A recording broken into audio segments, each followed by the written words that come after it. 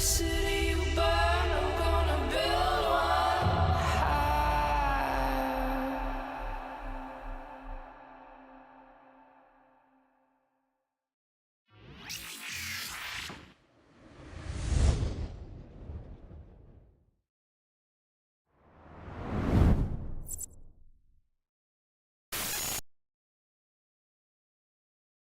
Greetings, fellow Empyreans. I am Ashtarothi, the voice of New Eden, and it is December 16th, YC126, and this is the Eve Universe Show.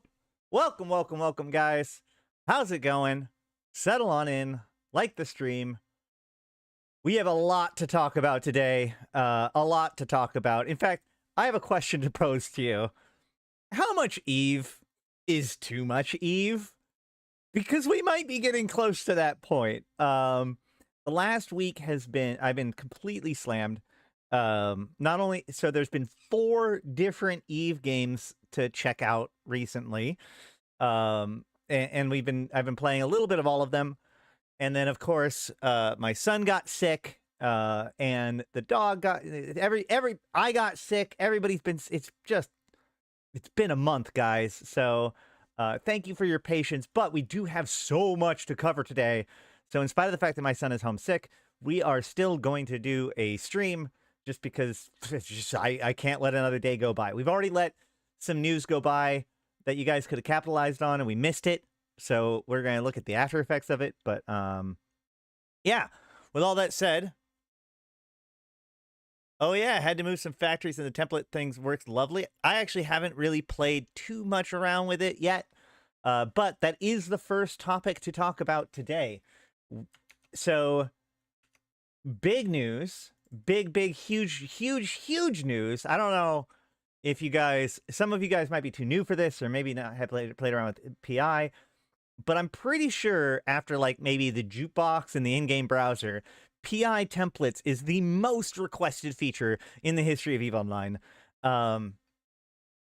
Planetary interaction since day one has been defined by like how many clicks it takes to complete certain things. And they have made some things better before, but we've always just wanted an ability to save our factory layout so that way we can just pick it up and move it somewhere else. And the reason why is because as you extract in PI, you extract the stuff around you, and then every few days, at least once a week, you pretty much need to pick up everything and put it down somewhere else. And otherwise, it doesn't really change much. Or heaven forbid, if your corporation or whatever moves in nullsec and you have to set up all your PI all over again somewhere else, it's a giant pain in the ass. But they have made it better with planetary industry templates. Industrious capsuleers. The planets of New Eden have long presented rich opportunities for resourceful industrialists to extract and refine the materials that keep the cluster thriving. Now there is a new way to streamline your planetary industry operations. Templates, allowing you to set up planetary colonies and save it to a PI browser. You can then share your layouts with your fellow capsuleers and corporation members, or use them to set up a new colony much faster than before. Resources on the planets grow again after a while, or they just run out completely? They regrow. As people are not extracting it, basically, it's more like as resources are extracted elsewhere in the planet, new resources grow or appear on the planet. I think it's more of how it works. Starting today, you can opt in to test out these new work-in-progress templates using the Feature Preview tab in the Setting menu. While not a big revamp of planetary industry, it's a pretty big revamp if you ask me. There's a quality of life improvement intended to simplify colony setup and management. The doors are being opened today, so you can start kicking your tires and help us work out the kinks. Your feedback will be crucial. Okay, so let's look at this in game.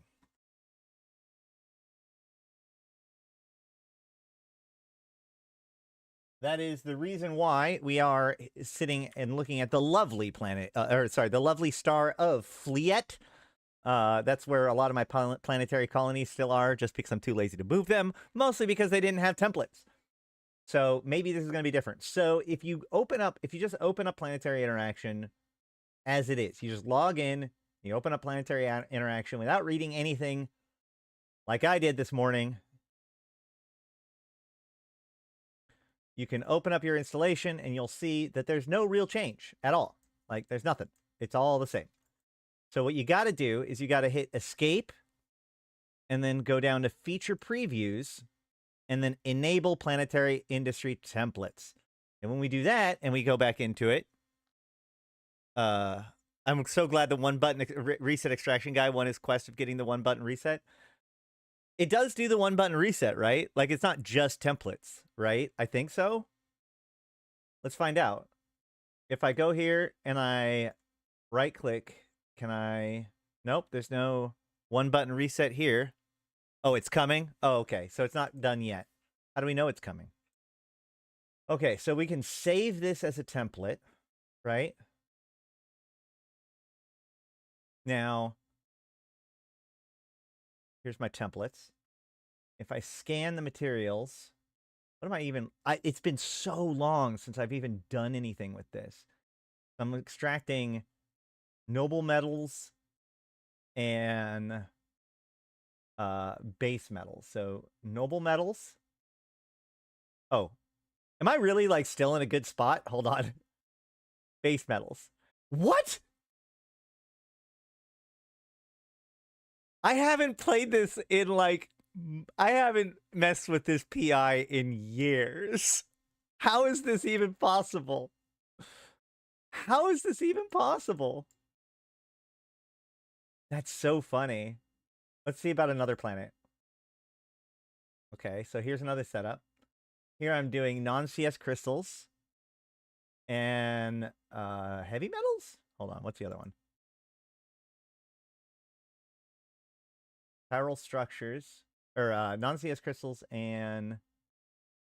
Wait.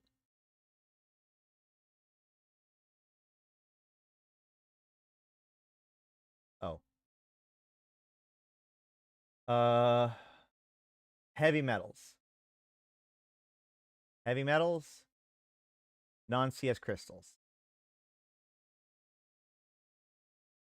Heavy metals. So I need to go from like here down to here. Let's see if we can do this.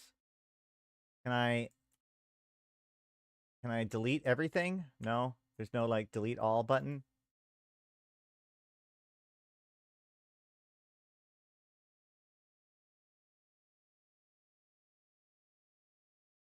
Let's just decommission everything.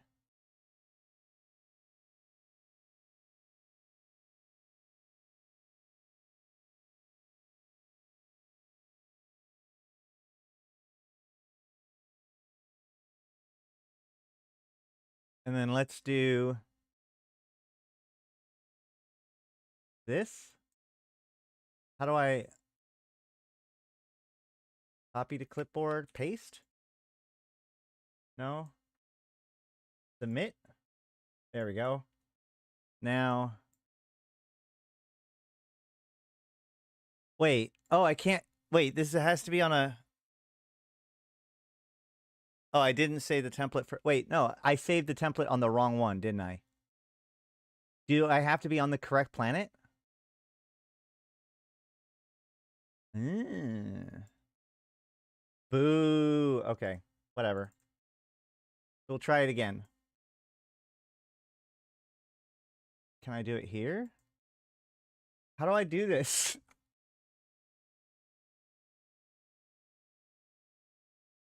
Load an empty template? Can I do that?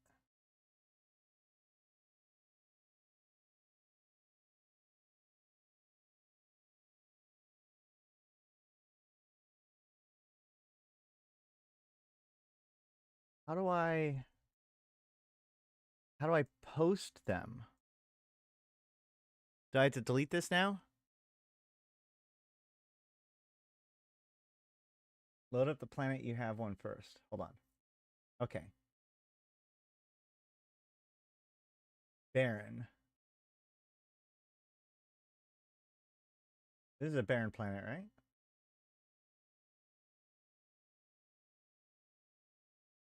Yeah. Okay, so I can delete this one.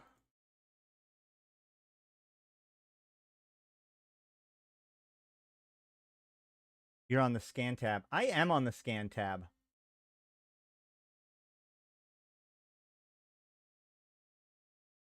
If I go to the build tab, open templates, can this, okay, so the load.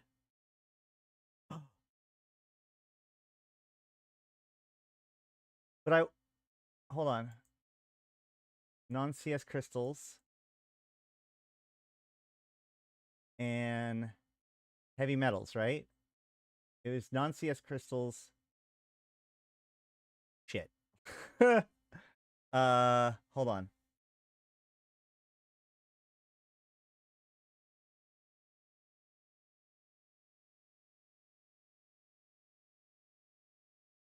Reactive metal, precious metal, toxic metals. Toxic metal. So I need heavy metal and I need non-CS crystals. So I'm going to put it right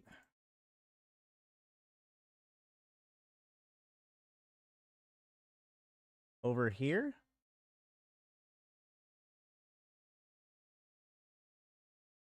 Can I rotate it? Is there a rotation? I'm guessing not, huh? Is that too much to ask?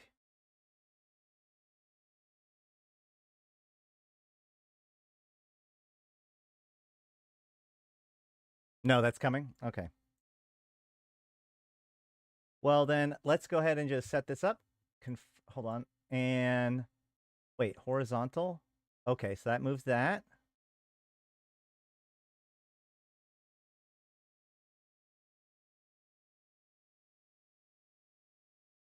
Huh. Okay.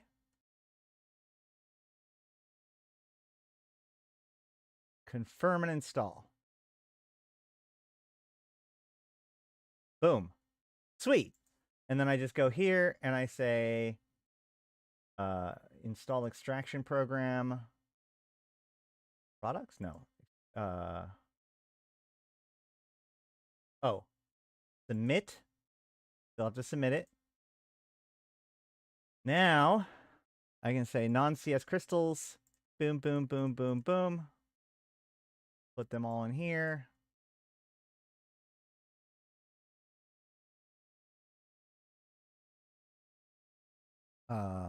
Extend this to a day. And then come over here. Scanning for heavy metals, right? Yeah. So boom, boom, boom, boom, boom.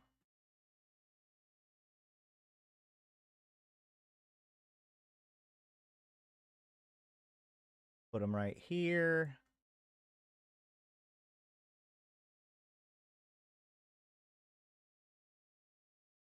If you guys want like an actual sophisticated updated PI guide, let me know. I'm tempted to kind of wait until we have a better idea. Boom, boom, boom.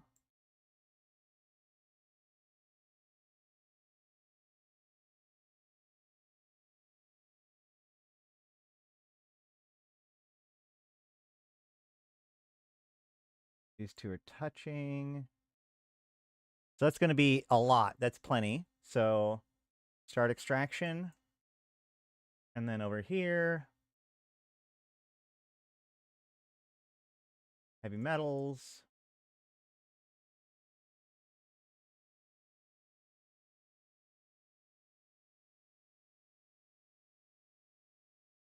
Put these down. That's plenty. Start extraction. So then, like, if I had had this template set up correctly, then these would all be producing the right things too, and routing them correctly too, I'm assuming. So let's go ahead and route this straight route to here. And straight route to here. It copies the routing and links, yeah. They have a patch coming Friday, supposedly to fix some of the bugs associated with the templates. That's cool. This is such a huge leap forward from what they were doing. We're going to do toxic metals And yeah, route it back to here. And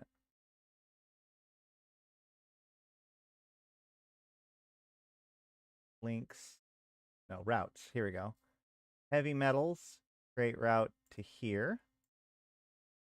And this one, we're going to do non-CS crystals. Sorry, chiral structures. And then we're going to route. Oh, wait, hold on. Shoot. Products, chiral structures, create route to here. Am I dying?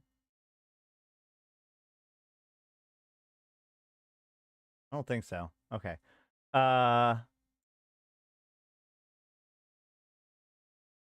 Where were we? Oh, yeah. So then from here, we go to routes. We find our non-CS crystals. We create a route to here.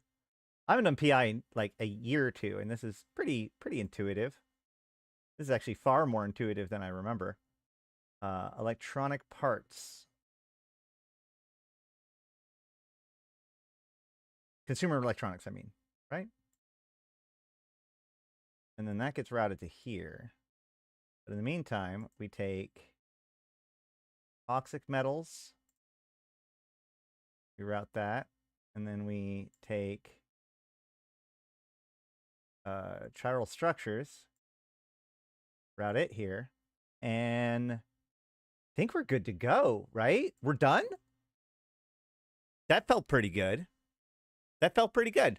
Not going to lie. Submit. And now everything's working. I think everything's working.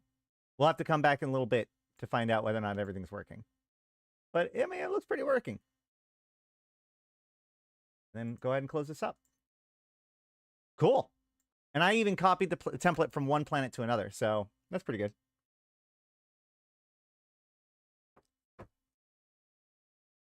Oh, 7 Dutch Gunner. All right. So that is planetary commodities. Let me know if you guys, if this is exciting to you as much as it is to me. Do you do PI? Now, one of the things I do want to know is, and I wanted to show this off, but we want to look at some other stuff too. So I'm actually going to log out safely. Switch over to my G to Alt.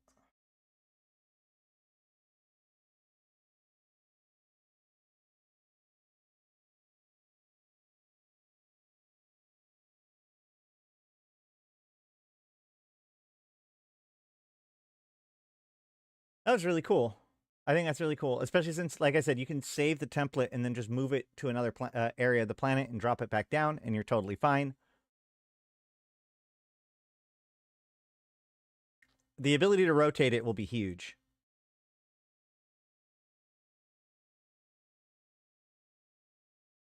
But one of the things I'm interested in is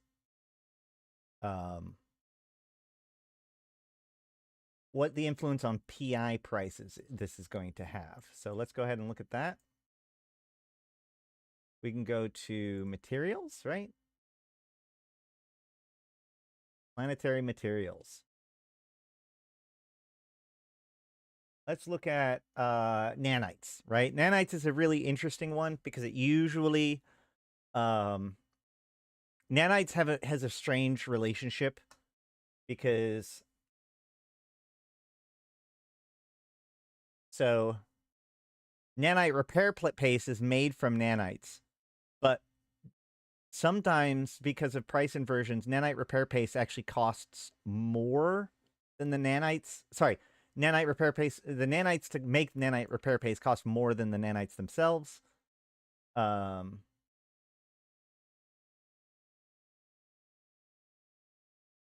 This takes 4 nanites to make, and it's 30K.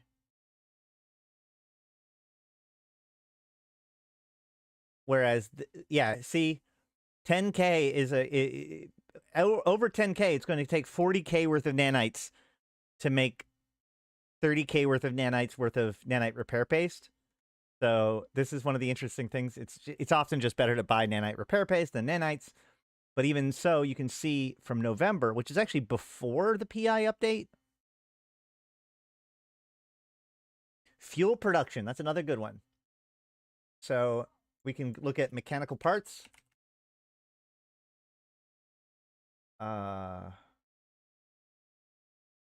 Mechanical parts. Again, we're seeing this drop off in November. When did this come out? The 10th. So you would expect it to see it impacting from here. But it looks like it looks like it dropped down before that. We'll have to keep an eye on this over time to see whether or not this has too much of an influence. Coolant is another good one. Yeah, we're seeing this big fall off like late October or like early November, late October, early November. Does anybody know why we would have seen this giant fall off in most PI at about that same time? Well, not that one.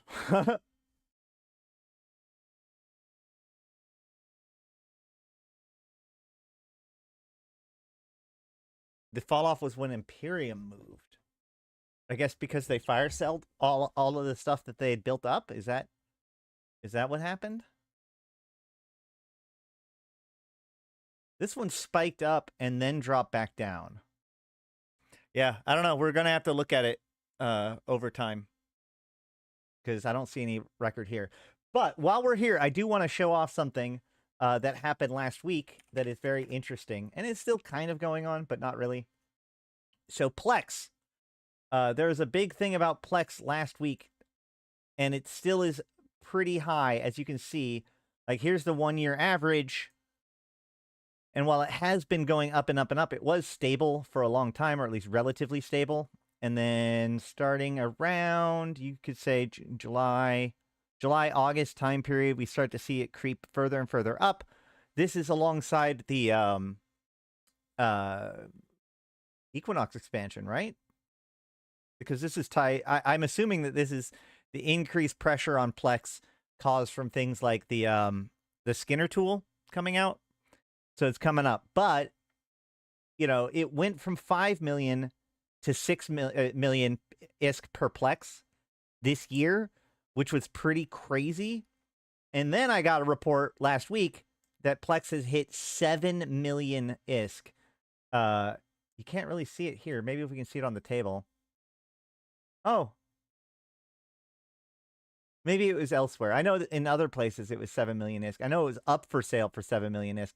Looks like it only spiked up to about 6.5 million in JITA, which isn't as bad.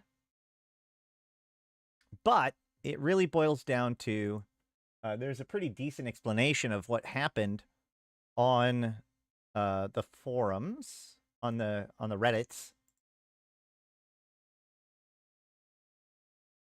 From Sweet Lane of Goonswarm, there is a single reason why the Plex prices is skyrocketing right now, because like the price was, well, this guy's claiming that it's the net worth of everybody going up, but that's not actually it. 3 months of subscription costs 1,200 Plex, but the premium platinum pack costs 1,400 Plex. In addition, you receive 100 or 500k unallocated skill points, 2 multiple transfer trainer certificates, which fortunately can only be redeemed for characters. Sorry, unfortunately can only be redeemed for characters, cannot be sold on the market. But the bomb is 10 skill extractors, which you can sell on the market. So you can buy the premium pack for 8.5 billion ISK, sell the extractors for 4.8 billion ISK, and voila, you got the 3-month subscription for basically 3.7 billion ISK, which is about 1.2 billion per month, which is very, very low. Compare that to a poor guy who, for some reason, does not know about this simple trick and pays 500 Plex, which is about 3 billion per month. So that's why Plex experiences tremendous pressure right now and keeps increasing day after day. So that's what happened. But we can see that the price has stabilized or is coming back down. And the reason why is because if we can open up our Nest store, we can see that the primary sale that was pushing this forward. Yeah, we'll look at Cenotaph and Tholos while we're here. Oh, hey, got to get my 15k skill points at the same time. While we're here, we do want to look at So it's the Platinum Pack. You can see that they don't have discounts anymore. So the Platinum Pack is back up to 2K. There could be more deals, like Christmas deal, that will put that pressure on again. Unfortunately, it looks like this opportunity is over, and Plex is still pretty high. So the point of the matter is that if you are going to be getting Plex, say, for Christmas or anything like that, now is a good time to get some Plex and put it on the market, because the pressure has it way high. It's still, like right now we can go to the market data and we can see it's still above 6 million pretty handedly. Also, it's worth noting that this gap, 5.7 million to 6.1 million, that's probably the largest margin I have ever seen on Plex. So this story isn't quite over yet, but I'm not a financial advisor, so I'm not going to tell you how to deal with this. Just be aware that this is what's happening to Plex right now. So if you need to buy ISK or you need to buy Plex, this is... it's worth paying a little bit of extra attention as you do it to make sure that you get the best options. How about that? Cenotaph. How's the Cenotaph doing? The Cenotaph is 3.6 billion ISK. It is down from 10 billion ISK. That's still too much for how much it actually is worth. Likely, it's still hyperinflated by a lack of ability to produce them, thanks to the infomorphs that are required to get them. And then the Tholos, which might have a bigger change because it's smaller, is still over 1 billion, guys. It's still over 1 billion. So, again, chances are these will continue to go down, but they're going to go down slower than normal because of the trickle-in effect of how they are produced. So if you need to buy one, you know, now's a good time to buy some Plex, sell it for ISK, and then buy a Cenotaph.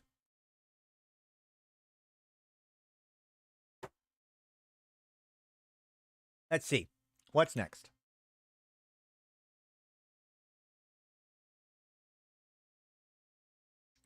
Let's look at some patch notes. We have the patch notes from a while ago, actually. But we have an update as of the 16th, which is today, and some others. So emblem slots have now been enabled for the most recent Alliance tournament ships. We've seen those, or, you know, that's fine, whatever.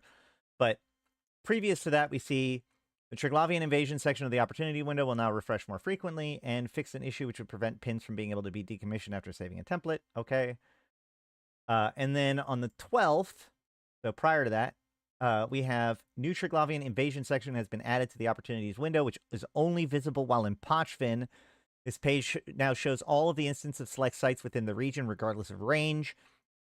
The select sites are observatory flashpoints, world arc assault flashpoints, and stellar fleet deployment sites. So that's a pretty big deal. As of right, like prior to this, you would have to go and patrol around Pochfin to find where these sites are spawning if you wanted to, say, harass people or run them. And then Operation Observatory flashpoints will no longer appear within cosmic anomaly sections of the agency or opportunity windows. So, you know, this is going to change a little bit about how people live in the space and find the different sites. Not a big deal. Then the DAW's liminality locus structure will now periodically emit pulses that can disrupt the cloaking devices of players within their solar system. This is a big deal. So, basically, you know, it used to be that AFK cloaking was a big deal where, you know, people would just sit in a system in nullsec, AFK, cloaked up, and exert psychological pressure on all of the people that are in that system, because the idea is that, like, they could appear at any time and attack them. And so they're able to suppress their ability to do ratting and mining and stuff within that system without even being at their computer. And this was seen as being like a big deal, and people complained about it. And so eventually CCP developed the observatory that players can drop down. The observatory takes, I think, 10, 15 minutes to online, and then starts pulsing every 10 minutes. And it has, I think it's a 50-50 chance of knocking somebody out of cloak. That's why whenever you cloak now, you see the cloak stabilization field. That's the amount of time that you have where no observatory can knock you out of cloak. Okay? all this was added in order to deal with that AFK cloaking situation where now if the person is truly AFK, you can drop one of these things and knock them out of cloak and then go and get them. If they are not AFK, then they can easily just cloak and uncloak, or sorry, uncloak and recloak, and then boof, they've got another period of time where they don't have any chance of being decloaked. So it was a pretty fair balance and kind of took care of that problem. However, when they did that, it was really important to wormholers, especially, that this not come to wormholes, because the idea of being able to cloaky camp a wormhole is really important, and the psychological effect of being in local doesn't exist in wormhole space because there's no local, or at least it's delayed local. So it was left out of wormhole space, and as a consequence, I think, also Pochfin. Now, largely this was also seen as kind of good in Pochfin as well. However, over time, we've had what has been known as CCTV, where various people will put in cloaky eyes in various places and then stream those eyes. The most famous of these is Uedama Scout, right? Which usually streams Uedama gates. So that way, if you're hauling through Uedama, you can go and check out that stream and see what's going on in Uedama before you jump your precious cargo into the gank hole, right? Well, over time, people have started doing this more and more in Pochfin, and this ended up causing a big annoyance for the people that live in Pochfin. So they complained and they asked, especially through, I think Drake was a big component to this. And so now, rather than allowing players to deploy their own observatories, now the DAS Liminality Locust, which is so their equivalent of the observatory, that's the thing that is built in Triglavian minor victory systems and Pochfin in order to put out the status effect on all ships that make it so that, you know, your remote reps are increased, but your number of locks are cut in half and your warp speed is reduced. That device now puts out a ping as if it was an observatory, like a player observatory, that removes cloaking devices. Again, if you're there, if you're physically at the keyboard, all you have to do is cloak and decloak and cloak real quick, and you're back to being immune to being knocked out. However, if you want to try to keep somebody AFK and cloaked in Pochfin, that is no longer going to be possible. At a certain, within a certain period of time after your cloaking immunity is off, you will be decloaked by the DAS Liminality Locust. However, they've also made it so that it's harder to kill the DAS Liminality Locust. Add a link for Skinner to show info windows for design elements. Added a skill points required section for the skill training panel for relevant information windows and tooltips. Warping animation or special effects on the Kikimora has been restored. Decloaking special effects on Zarzak jump gates have been restored. Breacher audio can now be heard on capitals and super capitals. I do have that video where you can hear the Breacher audio pod's audio. It's really cool. The Caldari Freighter skill book is now being sold by NPCs in Caldari schools again. Roaming NPCs should once again be able to warp to the acceleration vector of these sites, the observatory flashpoint, and sub-pylon proximity counters should now correctly update when multiple capsulators enter a lead at the same time. Just little bugs that they're fixing with what they were doing to observatory flashpoints. And then the beacon that spawns during a capital escalation can no longer be collided with. Note that the new local beacon group is used by the beacon may need to be added to your overview if using non-default settings. So once again, they're still just, these are fixes that they've been putting in and tweaking little bugs. Well, front spotlights for Vedmak no longer detached from the ship when in attack mode. Concord Victory skins rotating sirens move smoother. I think this is just, this is all just graphical updates, little tweaks here and there. None of these really stand out to me as being worth pointing out. Fixed a quote attribution and designer for the Bifrost and the Mammoth. And there was an error with PI templates if you use a non-standard path. And of course, for the PI templates, we have stuff about that. Hold on. We have made adjustments to the base payout ratio. Oh, yeah, this is a big one.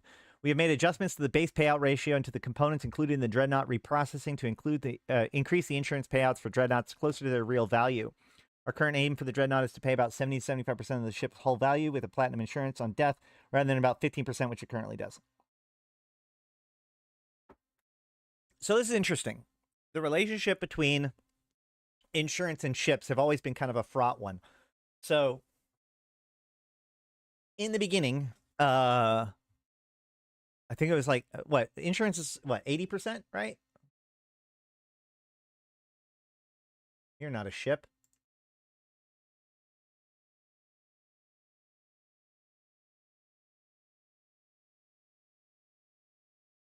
I can't insure it while it's not packaged, right? Hello world. All right.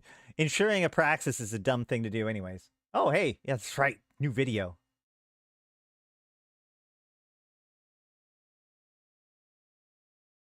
Very dark. I love the little bobs that they added. That looks so sick. Oh, shit. You can't see. You can't see it. No! I'll do it again. I'll do it again. I'll do it again. We'll do it again. Although now it won't do the bobs. Watch. Now it won't do the bobs.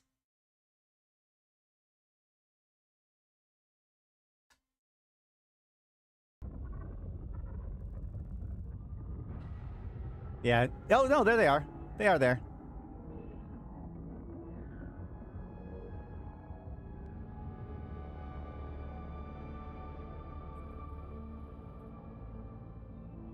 Action follows form, form follows thought.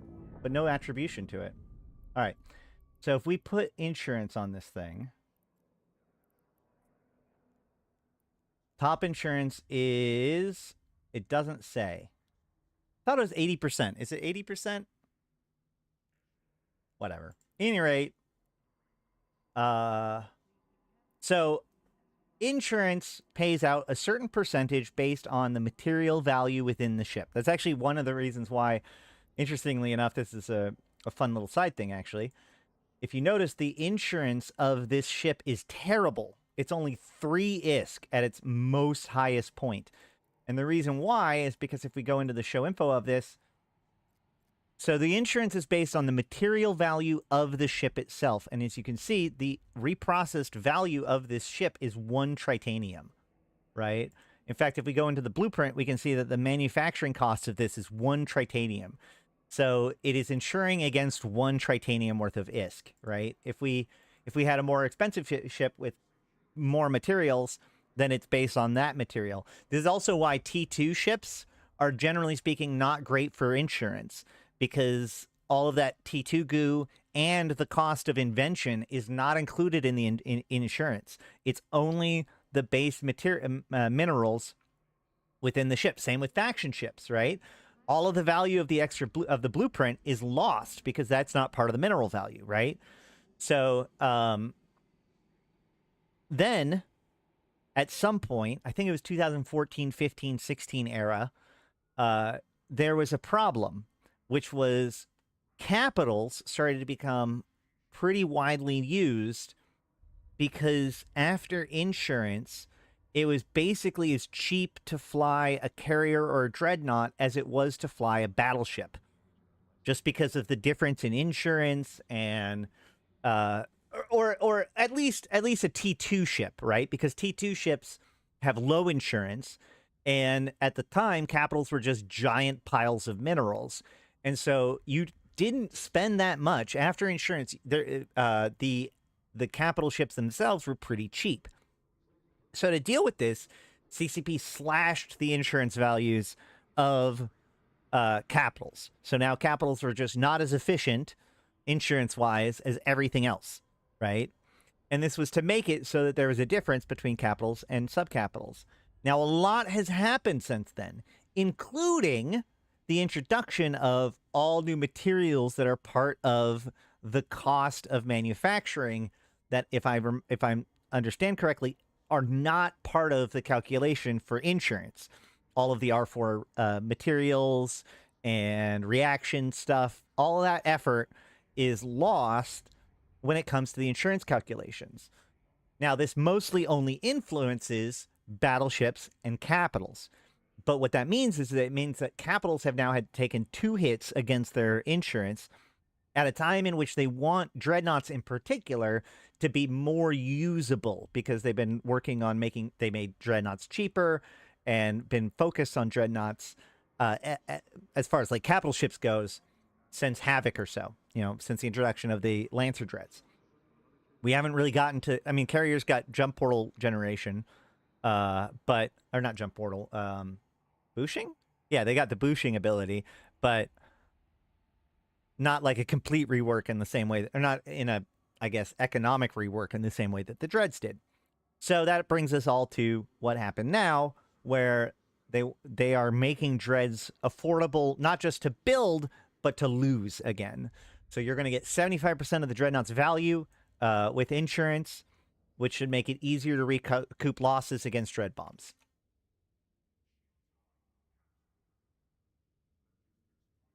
And then they also updated the agency boosters and disabled the activity tracker. Oh, yeah. So the agency boosters are actually pretty cool. So we got Pyro Lancia. We can now see on the pictures, there's a little 1, 2, 3, and 4. So you can quickly at a glance see what level of Pyro it is, or, agency booster it is, which is kind of nice, especially when you're quickly looting stuff in an event site.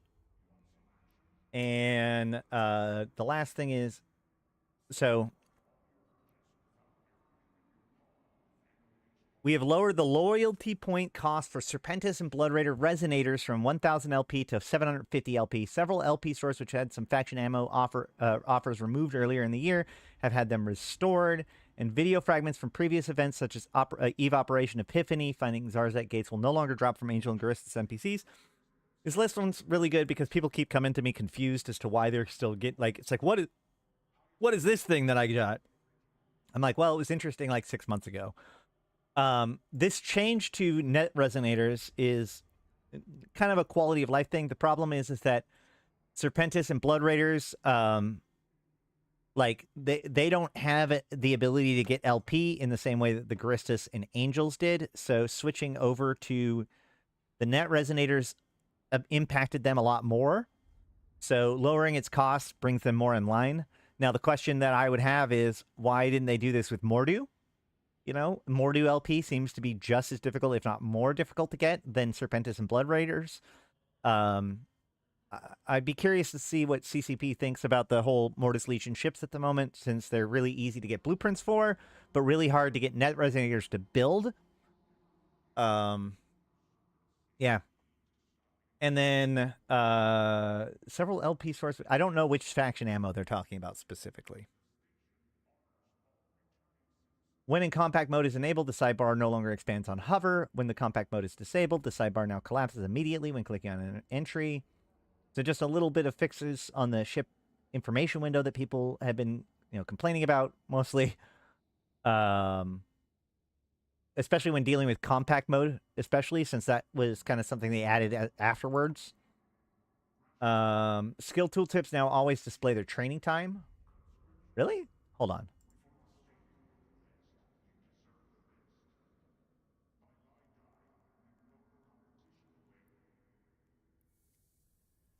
So if I pull up a skill,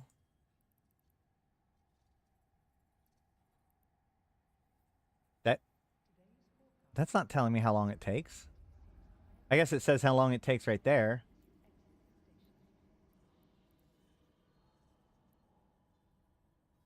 I don't understand what they mean by that. That one I don't follow that one.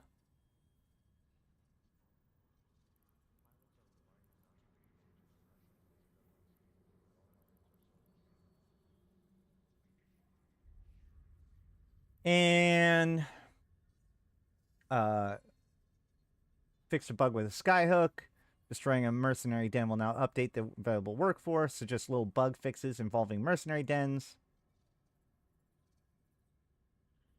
Double-clicking a skill entry in Skills tab will now open its info window. Hold on. So if we close this and we go to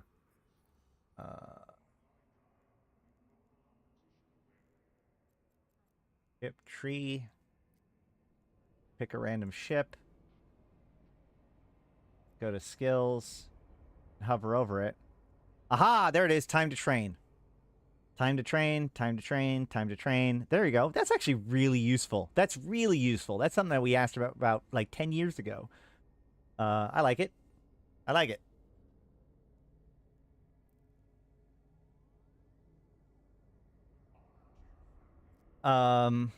Fixed an issue where the window background could update incorrectly when enabling compact mode. And fixed an issue with Paragon Hub collection, which caused the preview information of design elements not be clear. That's about it. Yep, that's it for the patch notes. The PI stuff is a huge deal, in my opinion. The dread insurance fixes might change things a bit with how much they get used.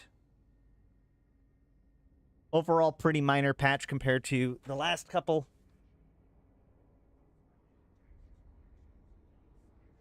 So on and so forth. All right, next.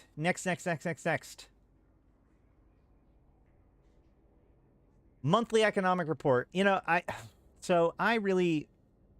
let's talk about the monthly economic report this month. I don't really want to get too deep into the monthly economic report for various reasons. But one of the things that's interesting to note is a large part of the jump in production value is due to an increase in the value of the number of ships being produced and due to an issue or missing data on 11.1 for sinks and faucets. Data display starts on 11.2. So, like, the big thing to note is this giant spike in production that we see. It is not matched with mining or destruction. And so they're saying that this is based on the number of ships that are being built and the value of those ships. My guess is actually that a large portion of this spike is actually specifically from the Tholos and Cenotaph. Simply because they're relatively easy to build material-wise, but incredibly valuable, like cost, like estimate-wise, right? If we go... Like, let's open up the fitting window.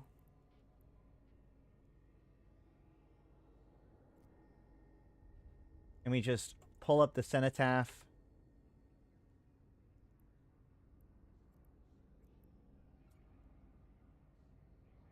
We can see that the Cenotaph is estimated at 6.2 billion.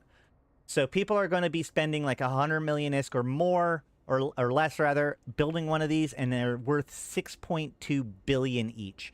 So if you think about it, anybody who's building these it's a battle cruiser with the value of a Lancer dread, of a faction dread, right? A Navy faction dread.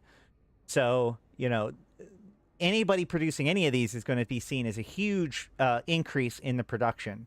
Same with the Tholos. So the Tholos is worth an estimated 2.5 billion ISK. So again, a destroyer. So it's a destroyer worth of materials, right? We can go show info, and we can look at the materials it takes to build. We can view it in industry and see it's an estimated of so it's 5 million ISK to build it, but it's worth 2.5 billion ISK worth of value.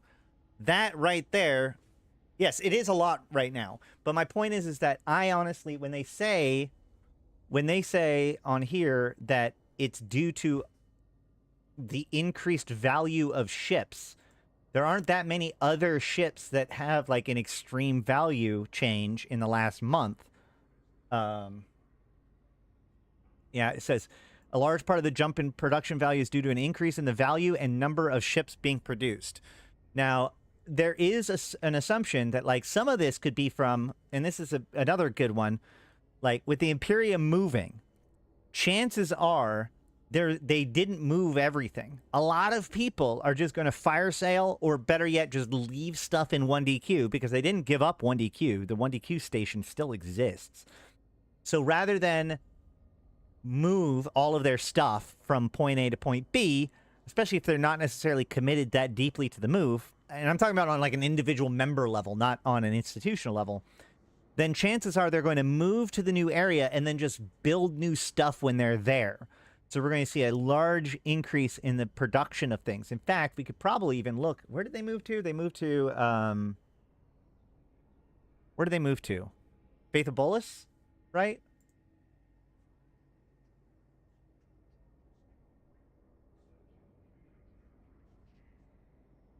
Tenerifis. Well, Veil of the Silent has quite a bit of production. Oh, no, that's destruction. I guess we could just look for the import, right?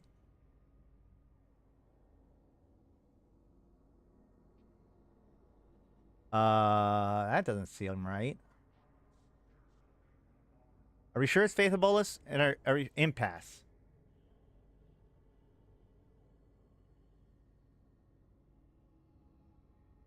Quirius? Check cache. Catch. There it is. It's in catch. And we can also see, like, there's a 4.5 trillion ISK production being done there. Amencia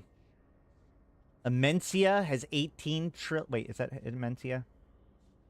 Yeah. Amencia has 18 trillion ISK being produced. And not a lot of it exported. Lone Trek, of course, always has stuff.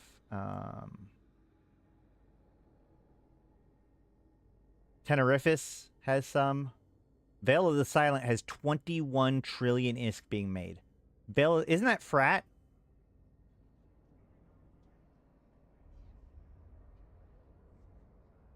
Something tells me frat is producing a lot of stuff, and likely those very Cenotaphs and Tholoses we were just talking about.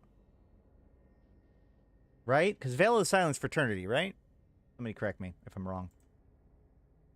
All right. Asteroid ore volume mined over time. We can see it goes up for a little bit and then drops back down. Most of that increase was in high-sec. Not 100% sure where that would have come from. I wonder if that's just because... this could literally just be because moon mining has become kind of shitty in high-sec, and so people have been transitioning over to belt mining. It could also maybe be due to officers in high-sec, so people are paying attention to the belts more, but I think it's probably the first one more. Asteroid mined volume by region. We usually check versus previous months, but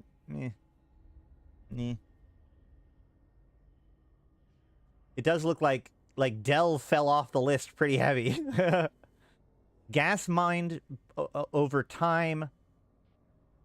This massive drop starting in July of low-sec gas being mined that it never really recovers from. This is likely due to the net resonators no longer requiring the gas for faction ships. Therefore, low-sec gas became a lot less valuable during that time. We do see some of it transition over to wormhole space, but not a whole bunch of it. Ice mined over time. We see another spike in early December. This could also be because of the move. It could be because of the free 7 days that they introduced into the game.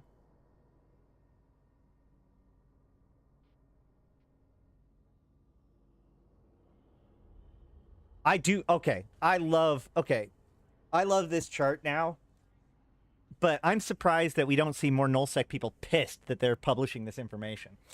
Because this literally tells us where people, or what moons people are mining. And actually, this one here is even more important because it shows, like, I can tell you right now that Veil of the Silent, most of their mining operations are done without Athen, or without, the moon things. Metanoxes, right? Whereas Scalding Pass is almost 100% Metanoxes. That could be some pretty valuable information. It also shows you that wormholes do not want to mine their fucking moons. But we can see, like, the R4 moon drop-off, like, over half of the R4 moon production is now done through withdrew Metanoxes, which is a good reason why like high-sec moon mining has become less valuable. R8s is even more interesting. So the thing is that high-sec is still going to mine the moons. So what we see is that like it upticks and it takes about half of the stuff. Whereas with R8s, we see, I think, a smaller uptick, maybe about the same, but a much larger percentage of the moons are now being mined by Metanoxes. So while R4s and R8s are not really worth it to mine on your own, so people are going to use Metanoxes, R4s are the only thing you can mine in high-sec moon-wise, so there's still going to be a larger percentage of R4s that are mined by hand. No, so the problem with wormholes are, like, the idea of just having your guys out there for a long period of time, vulnerable, is spooky. And if you're going to do that, you might as well do, like, the ratting sites and stuff, the stuff that's, like, extremely valuable, right? Mining R4 moons isn't very valuable in wormhole space. You want R4 material because moons are one of the few places, wormholes are one of the few places where you can both extract R4 material and react it easily, right? Because high-sec, you mine R4, but you can't react it. And low-sec and null-sec, low-sec and null-sec, it isn't really worth it to mine the R4 because you've got better things to do. Same with low-sec, really. So the only place that it's like a thing to do and you can react it is in a wormhole. But the problem is that mining fleets take a long time, and wormhole space is unpredictable. As much as you doorstop everything, one random connection can open up, and before you know it, your entire mining fleet has been got. And for what? Some R4 material. But what wormholers like to do is fight over apex fights, right? So the idea that a wormhole group can defend a Metanox but don't want to be bothered to mine the ore and yet still want the ore because they use it, or the materials, because they use it for their reactions, all of that checks out for me. So I would assume that most wormholers would switch over to Metanoxes because it's easier to defend Metanoxes than it is to defend mining fleets. Also, lower moon ore is a good resource for pyrite and Mexilon. That's true, but I don't think Metanoxes give the pyrite and Mexilon.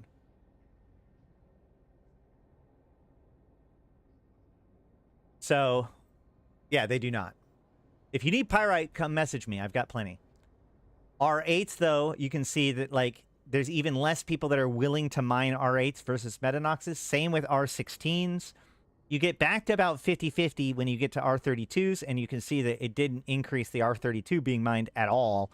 Basically, everybody, effectively half of the people who had R32 switched over to Metanoxes, and nothing really changed otherwise.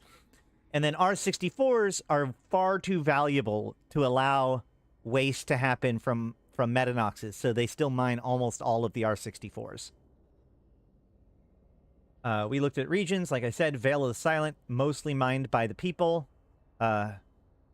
People might argue that why use a Metanox when you've got bots to mine? No. You know, Frat has a huge workforce to be able to take care of that kind of thing.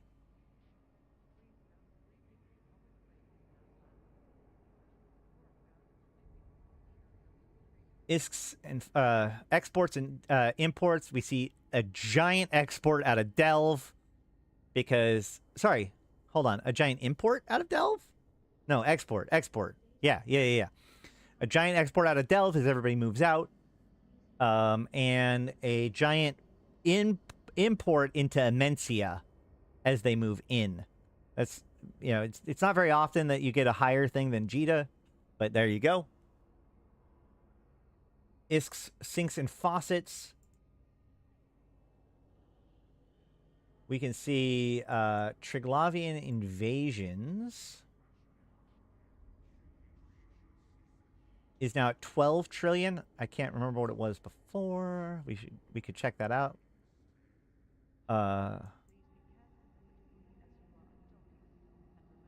Hold on.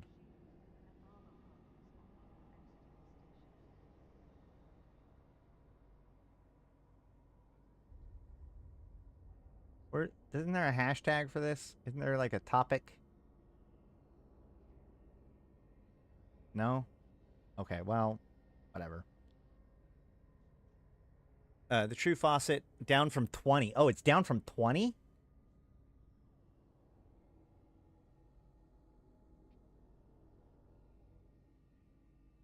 So it's at 12? 12? It went from 20 to 12?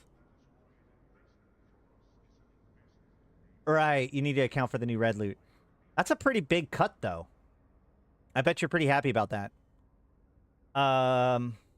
October, we see a big spike in miscellaneous, which I assume is... So, yeah, this is from the event. The miscellaneous is the clones and the pendants from the Halloween event. It's worth noting that that means that the Halloween event this year was as popular as the winter event was last year. This red spike back here is the previous Halloween event. So this Halloween event was bigger than the previous Halloween event. I'm not sure what that means exactly, but it'll be interesting to see how big this Christmas event is, given the fact that you can see that the Christmas event is always bigger than the Halloween event. Sinks and faucets over time, we see a big spike in bounties. This is likely from the nullsec changes and people changing over, and of course the fixes that they did to the sites to make it just more valuable now.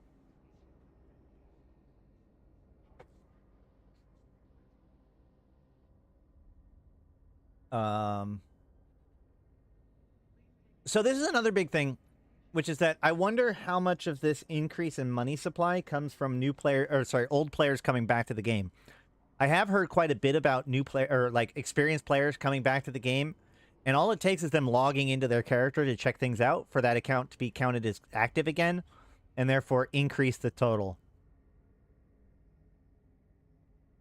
But I'm not 100% sure. Maybe that's just wealth being generated, but it's almost exclusively on a corporation level. So you're not seeing it as like new wealth that's being brought in and taxed. I think it largely has to do with characters becoming reactivated. That's my personal guess, but I'm not 100% sure. Velocity of IS continues to be relatively stable with a slight trend upwards in the last month or two, which is good. Mineral price index remains extremely high.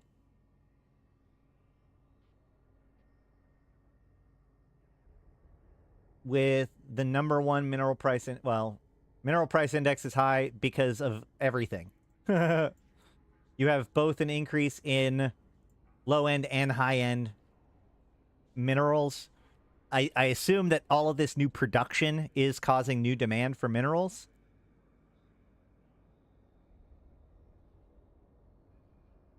Let's see. This is raw moon materials has also gone up, which is pretty wild considering, well, I guess you see Metanoxes have brought it down and then it recovers a little bit now, probably with all the new production. Module price indices are going back up a little bit. By the way, for those of you who keep on saying like, oh my God, everything's so much more expensive now. I mean, it's not that much more expensive from 2018.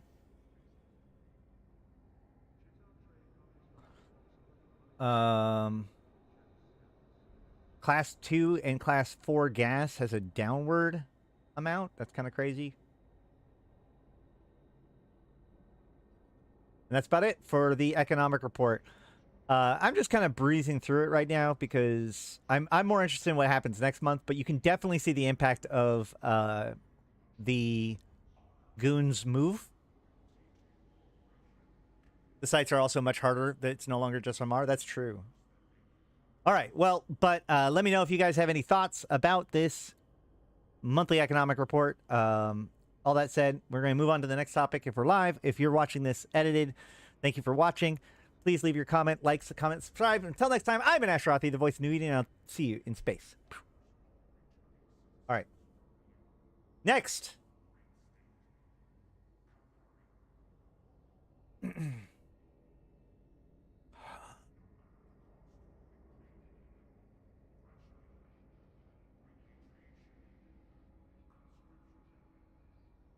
me.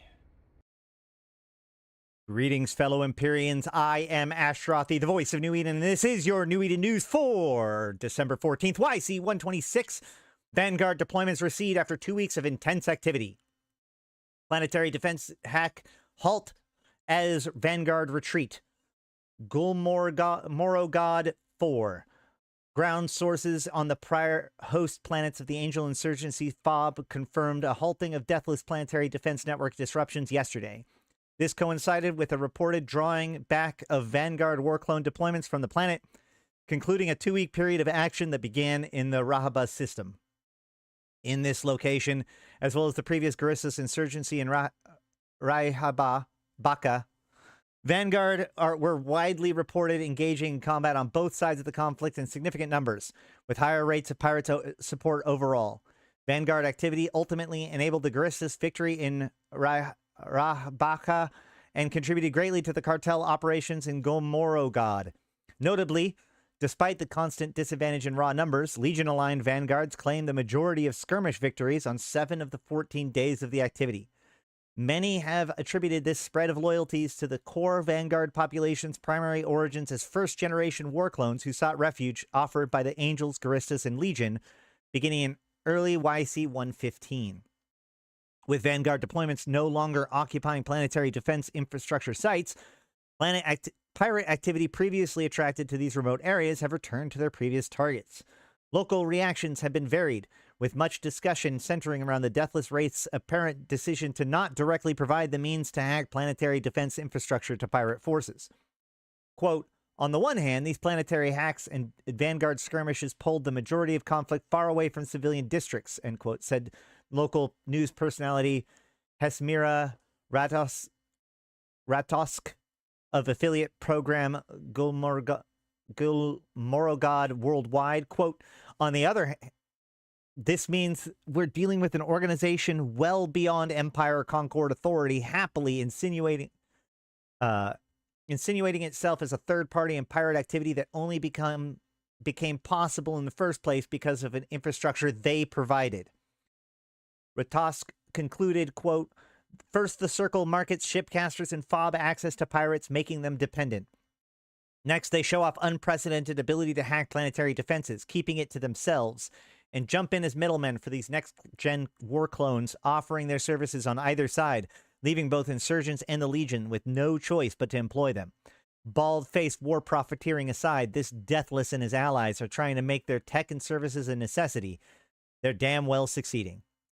If this Deathless and his allies are trying to make their tech and services a necessity, they're damn well succeeding.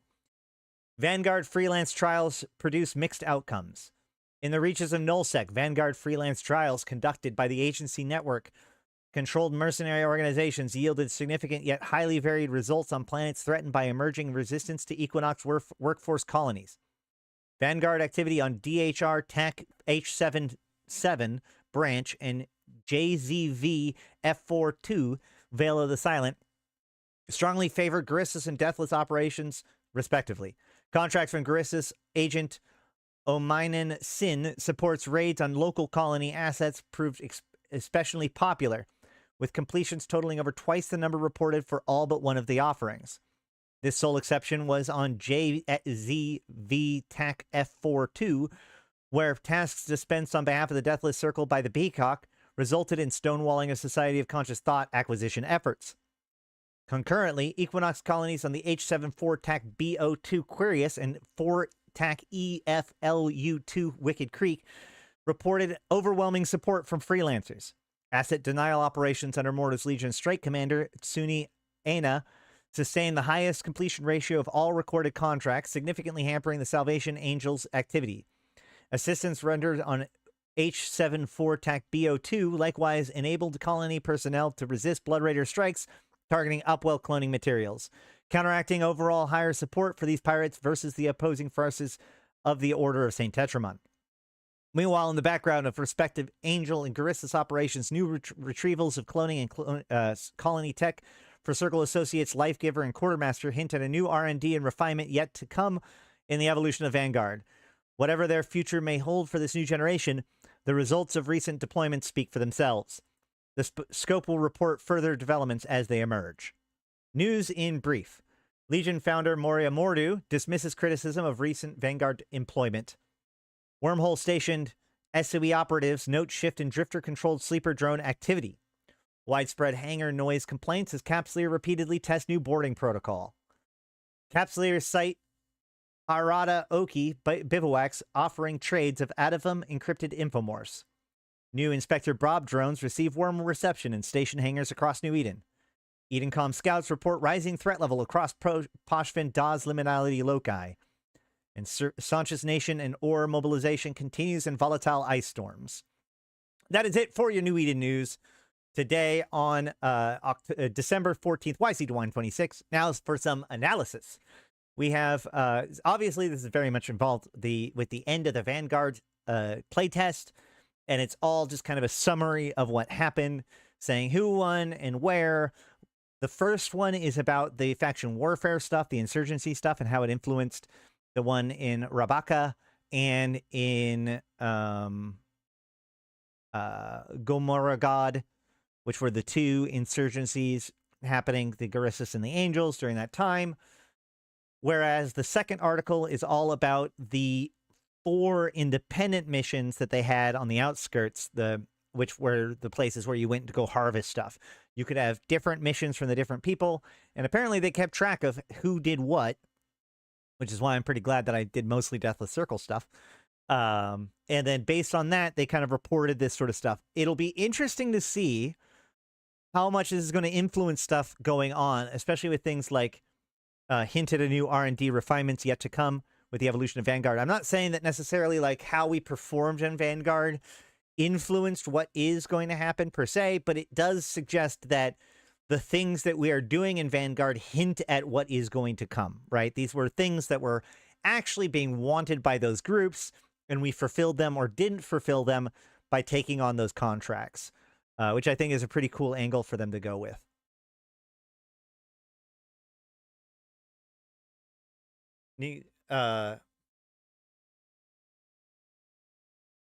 They need to give up Warclone inspired drip for our Capsuleers. I agree. So one of the things I really think that they're trying to establish here is like one of our biggest introductions to the Deathless for a lot of people was the Deathless's offer to the Angels and the Guristas. However, if you've been paying attention to the Deathless as long as I have, you would know that the Deathless doesn't necessarily have like a reason. Like the Deathless's operatives have operated against the Guristas and the Angels in the past, and more or less the Deathless is all about, you know, making deals and bringing people together and forming a network of people reliant on him. And so here we see that he's not necessarily like, he didn't offer all of this tech to the Guristas and the Angels because he wanted the Angels and the Guristas to succeed per se. He wanted the chaos that would result in, and he wanted the Guristas and Angels to be reliant on him, so that way they get along with him and they do what he wants them to do, because they were previously potentially thorns in his side because they operated against his Deathless Circle agents before. So you can see that the Deathless is more interested in forcing people to be reliant on his services. And we also continue to see his strong connection with the agency, the Ostakon agency, which runs the agency in Eve. So, you know, we're going to see that more and more as the Deathless tries to provide his war clones. Basically, he wants to be the medium by which fighting is done, rather than ensuring that any one side wins. And there's a lot of power that comes from that. We're going to see how that works out for him over time. Also, widespread hangar noise complaints, new boarding protocol. I assume that's the breacher pods. Now, this is actually an interesting thing. So one of the things that people found was that in wormholes, and it seems like they move around, in some random wormholes, you can find the Harada Oki bivouacs, and you can trade Atavum and encrypted infomorphs to them instead of in the at the Warden, which is technically a little bit safer because the Warden is, you know, watched by people. But if I remember correctly, I think the Harada Oki bivouac offers a better return for your tokens than the warden does. So if you can manage to find a bivouac and turn into there, that's a better way of getting like blueprints and other pieces of the cenotaph and the Tholos. The new Inspector Bobs we saw with the little doodads, the little things that come and scan your ships while you're in station. The increased threat level around the Poshvin Das liminality loci is probably tied to that update that just got done, making it so the liminality locus puts out pings that gets rid of stealth and also had its hit points changed. And then, of course, the volatile ice storm is the winter event, so not too big of a deal there. But that's it for the New Eden News. I've been Asherothi. Let me know in the comments down below, where do you think Vanguard is going? Do you think that the Deathless has a trick up his sleeve? Do you think that the Serpentis and the Blood Raiders might get involved at some point more directly? Do you think the Angels and the Grisses might get mad at the Deathless for kind of backstabbing them?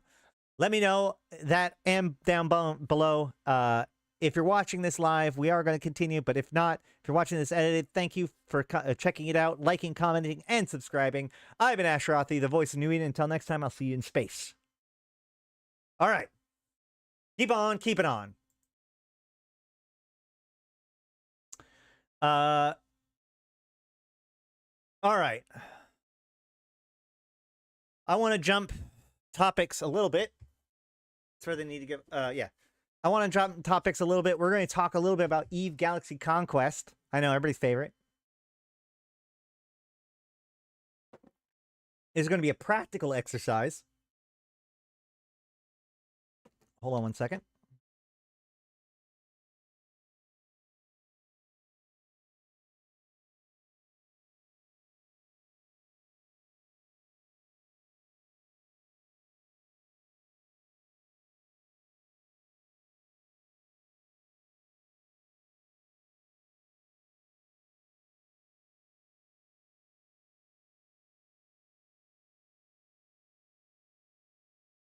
All right.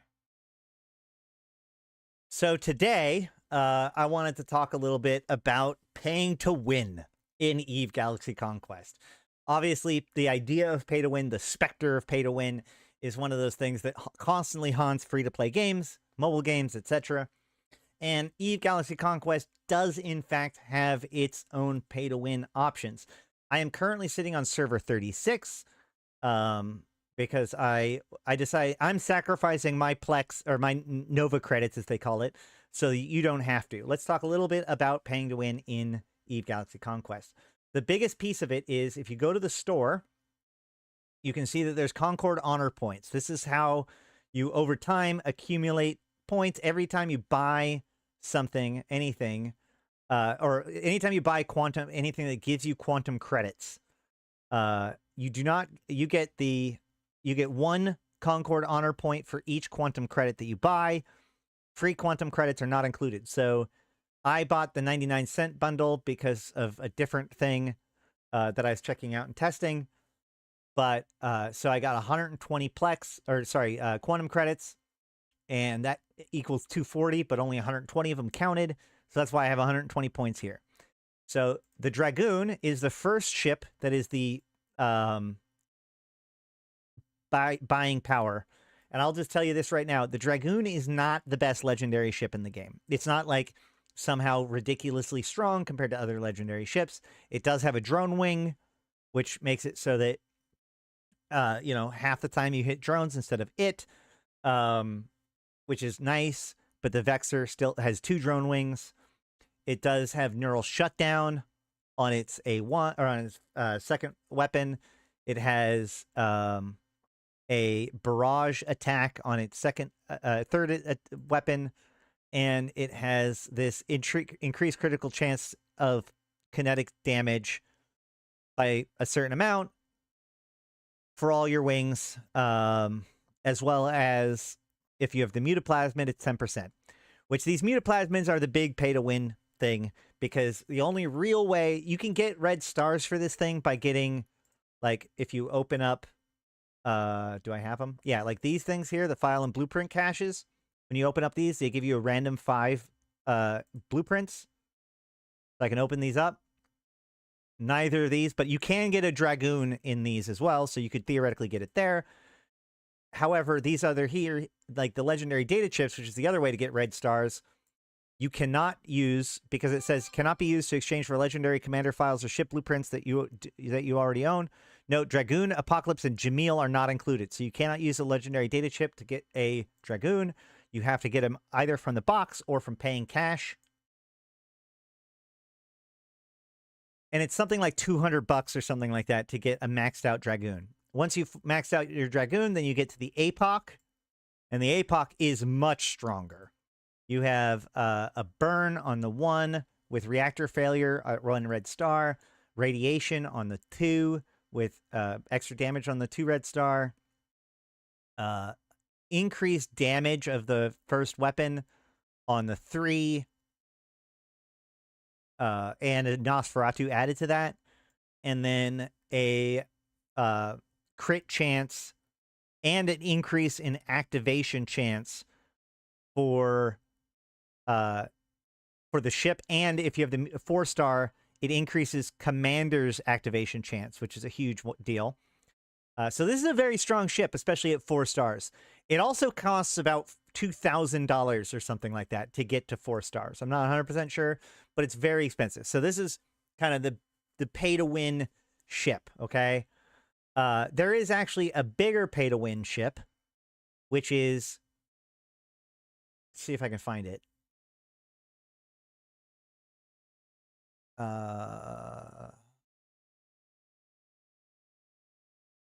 Usually you can only see it as a defense,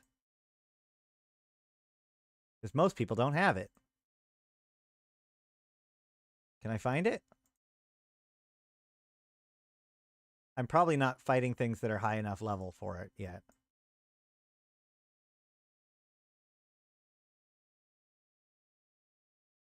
No, probably not. Let's see. Can I scan a...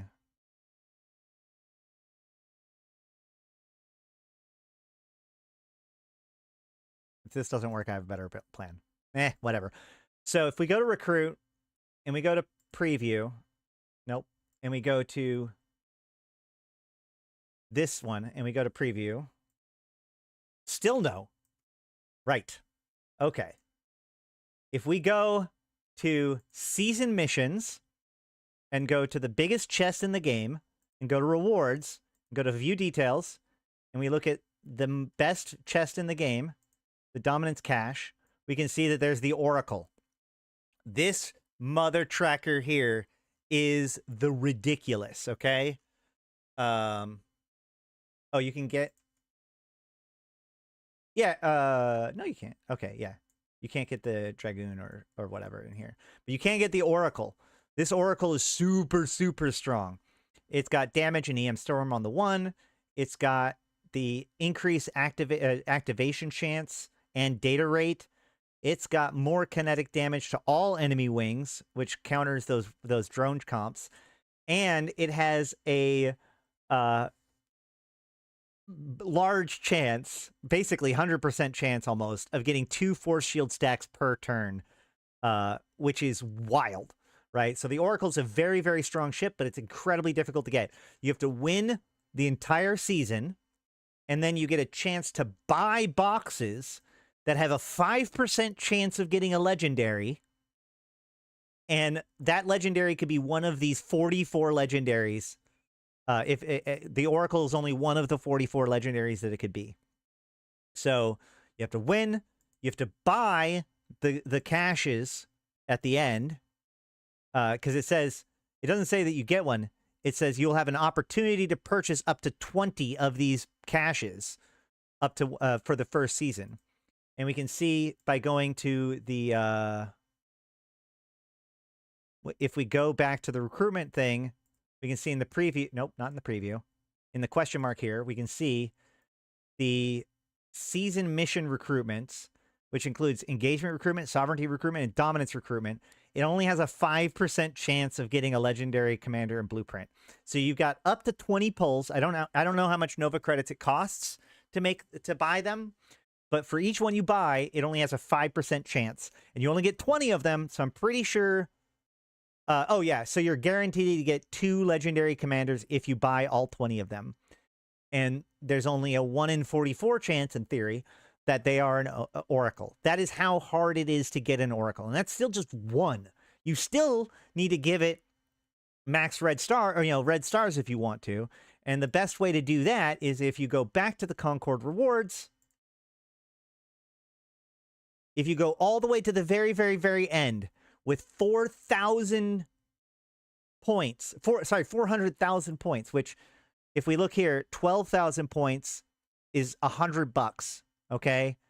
So let's say, so 10,000 is $100, give or take. So this is $4,000. That seems about right. Yeah.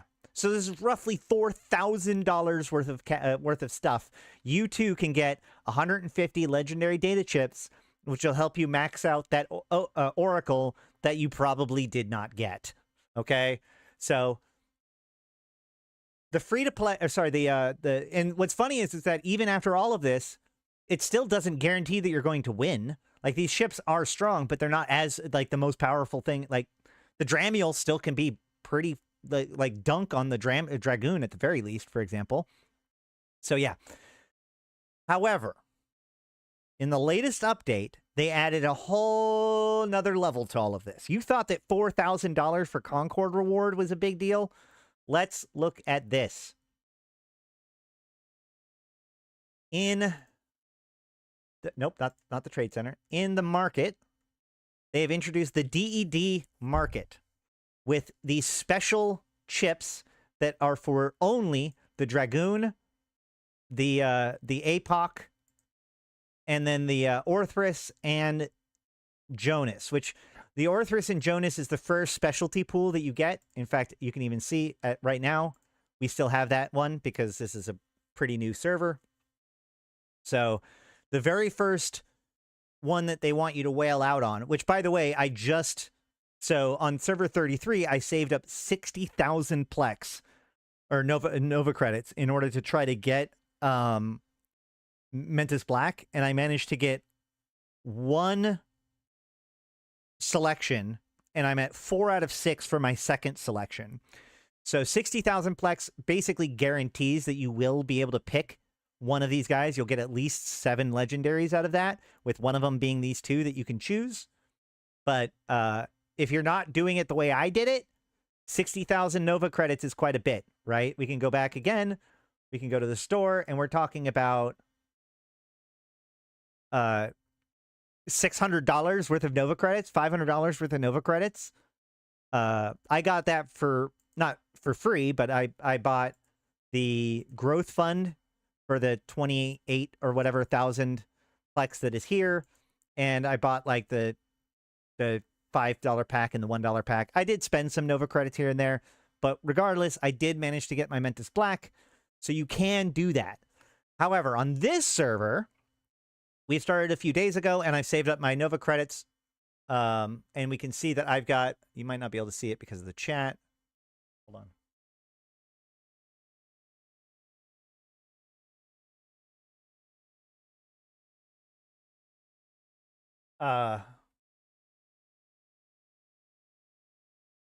Hold on. Oh, shoot. Dang it. I bumped my thing, and it ruined everything.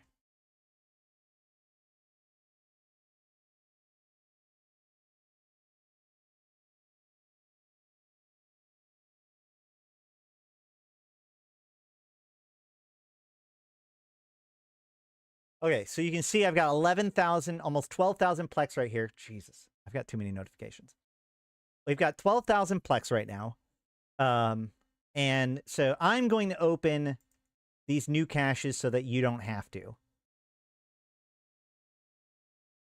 Each of these caches are 388 Plex, or Nova credits, and it gives you a 0.12% chance of getting an exclusive rig or exclusive implant, so one of these. 8% chance or so of getting an industrial blueprint. 78% chance of getting 10 to 500 Guristas tags, 7% chance of getting epic industrial materials, and 7% chance of getting Megasite, which is like the most in-demand building material for implants and rigs. Okay? Now, these are really good. When fitted to a Dragoon, increase kinetic critical damage of all your wings and commanders by 19% in your first 3 turns. And unlike the other rigs and stuff, it only requires the 1 to get this bonus. Although you can build 20 of them, because remember, it's a randomized attribute, so you might not even get a good one or the correct slot that you need. And just putting one of these on, you can't have another rig bonus because the rig bonus requires all 3 of them to be the same. So I don't know whether or not you can put 2 of these on the same one. But as you can see, like, we're already talking about something that's pretty freaking crazy. You need 300 tickets for this one, which theoretically you could get out of 1 Guristas box.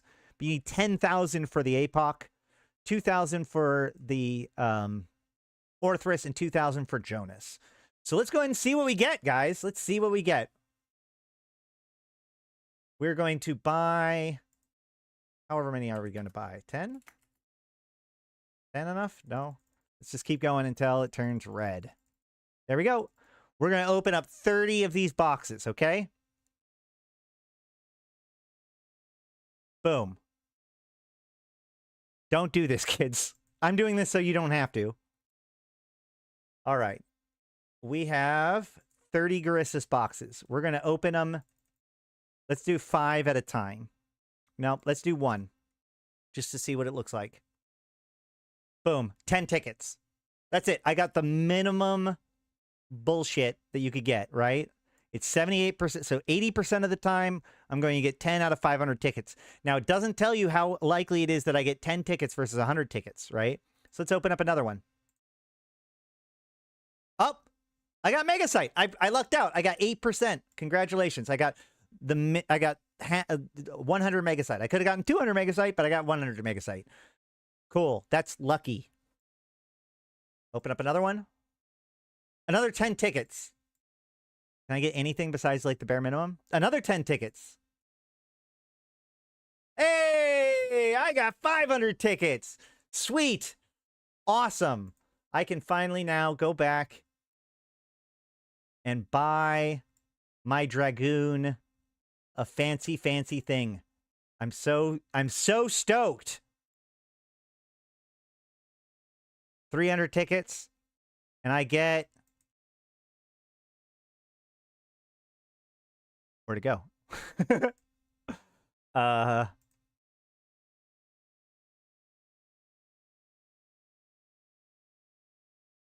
There it is.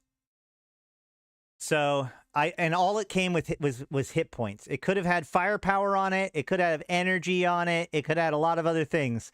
All I got was hit points. So, okay, let's keep going. Let's keep going. We're wailing out today. Wait, no, that's not the right one.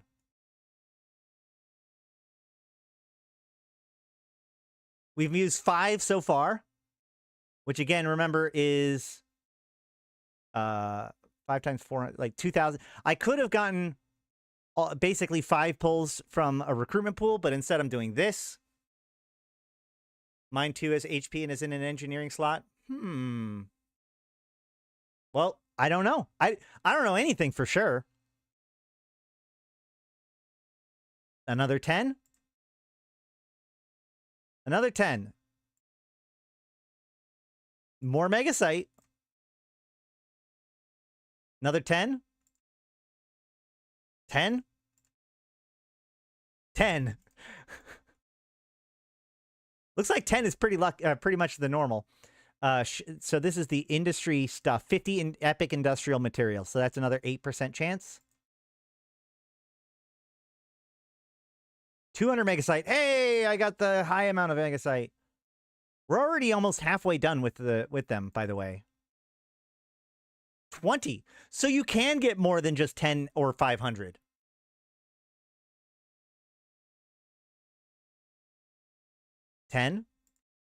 Let's see. I think I can buy another implant or rig. If they're all the same, then why is it that you can buy 20 of them? That's what I want to know. Let's buy another one.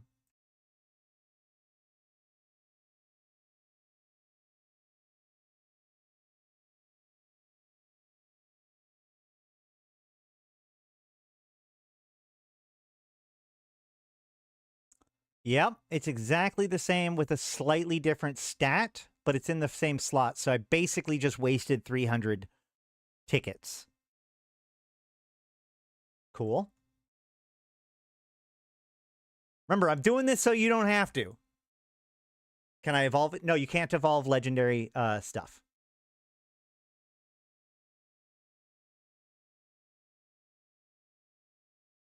You got 13? Well, lucky you. 20. Oh, hey, I got a shielded repair implant set. So this is actually pretty cool. Blueprints are one of the harder things to get in the game, and they allow you to just manufacture that specific type of implant. Shielded repair means that anytime you repair, you also gain some armor, so it's pretty cool. That can only be gotten through legendary implants, which of course you need to manufacture, which is a very much an end game thing. I did actually want to make a segment on what to do in end game, but the short of it is make blueprints. We'll probably do an episode about that later this week, hopefully. But these blueprints make that a lot easier, for sure. 10? 10? 60? There you go. 20? 100. By the way, you can also get those blueprints from killing highest level pirates, like 9s and 10s. 10? 10? 20? I think we got the point. Let's do the last 5, okay? I got 80 and some stuff. So I did not get enough for 3 Dragoon rigs with 11,000 plex. I got 2 Dragoon rigs and some extra stuff. So there you go. Is it worth it? I would argue not. Maybe, I think I would argue that maybe getting the 1 for your Dragoon, if you've already got a Dragoon anyways, getting enough to get the 1 might be worthwhile, especially since you can still use the Mega Site and stuff that you get during that time. But lordy howdy, should you, like, this is for whales. Whales. Like 100%. So, there you have it. A bunch of plex wasted to try to get stuff. And I ended up getting two of the smallest things. I couldn't have even gotten a single. If I had wanted the Orthrus one, nah. If I had wanted the Jonas one, nope, not even a little bit. Didn't even get 1,000 of the dog tags with 11,000 plex, which again is like, or Nova credits rather, which if I had bought that in the store is $100. I guess you could argue it's $50 because you get the bonus Nova credits, but golly gee willikers, is that too much? But I hope that this has been valuable to you, my fellow commanders. And don't waste your plex on it, or don't waste your Nova credits on it. I've been Asherathi, the voice of New Eden. Until next time, I'll see you in space. Okay, got that one done. The 1 comes with a $5 deal. Wait, you got one for 5? Wait, hold on.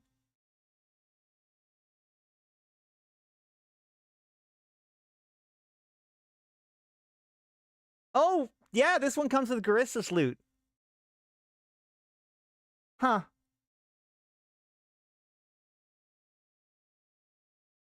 God, that's such a bad deal. You would think that killing Garissa's rats would give you... No, the left one? This one? It comes with 5 tickets, a decryption key. Like, that's... What? The left one doesn't give you anything. Oh, well, yeah, that's true. Okay, well, that's exciting. On my other server...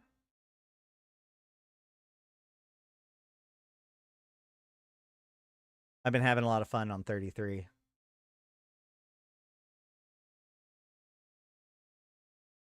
In fact, I have recorded my first hour on 33. I need to edit that up. Bug me if you want it to be made. But let's see.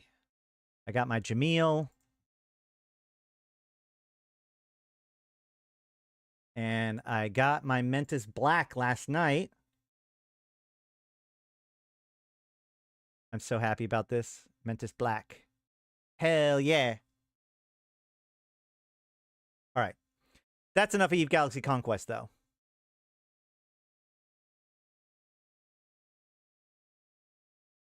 Next. As a final topic for the day, hold on, let me take off my jacket.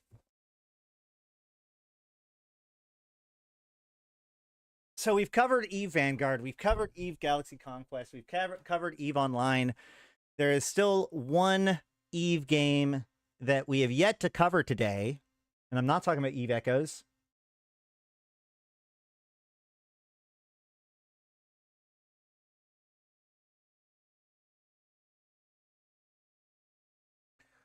Let's talk about Eve Frontiers. Now, I cannot talk to you about, just join, what is the TLDR of Eve stuff? PI templates and Dread insurance better patches. That was about it for Eve Online. Okay. So I hope so too. We're coming out of it. He spent Saturday mostly throwing up. I've been kind of sick too, but not nearly as bad. Today he's been able to like eat and do stuff just normal, but he is very congested and sounds still congested, so we kept him home for one more day. Okay, so let's talk about Eve Frontier and how much I can't talk about Eve Frontier. Eve Frontier is under an NDA.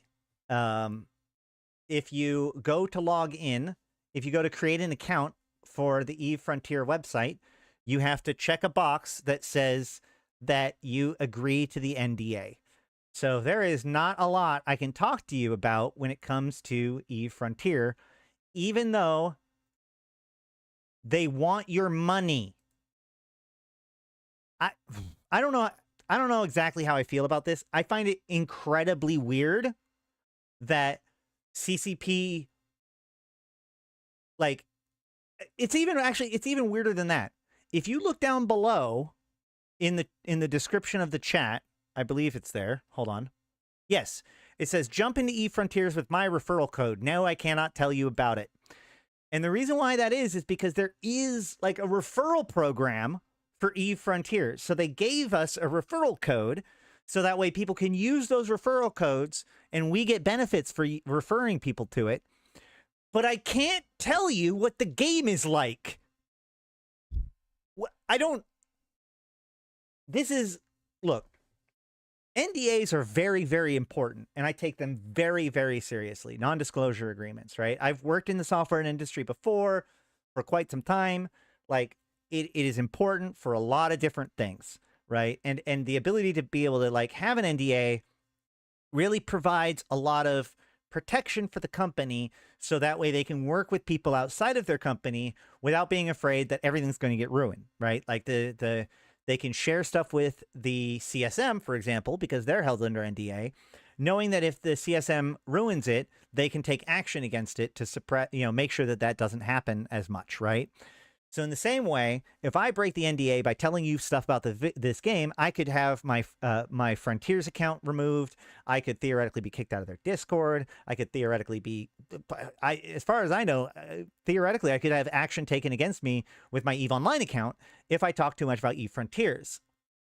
And yet, they want people to spend $100 for it. And I find that incredibly bizarre, right? Like, it feels, scammy's not the right word, but it feels very confusing that, like, they seem to want people to recommend people, refer people to it, and yet it's not there. Now, Uliam Nebel brings up a really good point. which is that the NDA may be because of crypto, so that they can say they took steps to not sell the crypto as an investment. I think you're partially there. I think that part of the reason why we're seeing what we're seeing is because, like, there is $50 million telling CCP what to do. And that's a huge influence on how they develop and what they do. So, you know, if they don't want people to get an impression of what the game is before it is more fleshed out.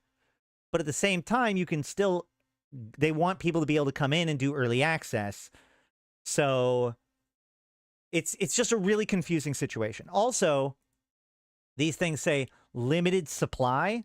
I have reached out to CCP to find out what they mean by limited supply, and I've gotten no response to that. As far as I know, they don't have any limited supply of how many people can buy Initiated versus Ascended. I don't know why this is here. I don't know if that's something that CCP should be worried about or whatever, but it is what it is. So if you want to get into Frontiers, you can do that. However, okay, like, this is how stupid this is, okay? I'll even say it right now. And if I'm in trouble, then please contact me, CCP, and I will tear it all down so that way I don't get in actual trouble. But, like, we have people in our Discord that are playing EVE Frontiers. The weirdest thing about this is that, okay, so here's the thing about it, okay? Usually, when there is an NDA, it is for a thing that not everybody gets to access, right? So, you know, we're doing a closed alpha test for a thing. So the testers are going to sign an NDA. Why? Because the stuff in there is not public knowledge, right? This is very simple stuff. Not everybody gets to have access to it. This very select few people get to have access to it. Therefore, we're going to give them an NDA so that way they can't share it with the general populace. But here's the weird thing about this. As I said at the very beginning, if you sign up on this website, you sign the NDA. So anyone could sign the NDA, in theory. So we could get everybody who's currently watching this stream and get them to all go and sign the NDA, and then I could stream it privately to all of you, and that would not be breaking the NDA. We have now a special channel and a special role in our Discord that once somebody has registered on the website, I can give it to them, so then they can come into the NDA channels and talk to us about NDA stuff, right? But why? What is so magical about signing up for the website? Remember, you don't have to buy anything at this point. You just have to sign up for the website, which, in my opinion, is not a sufficient restriction to deem an NDA. Now, this is clearly just to do some sort of like content creator embargo, so that way I can't make a video and publish it publicly about it. But it's so like backwards that I'm having to jump through all of these hoops to like, oh, well, did you sign up on the website? Go sign up on the website, and then you can come and talk to us. It's frustrating. And now, like, when I'm in the channel, people think that I'm trying to like keep them out and because they need to get the role.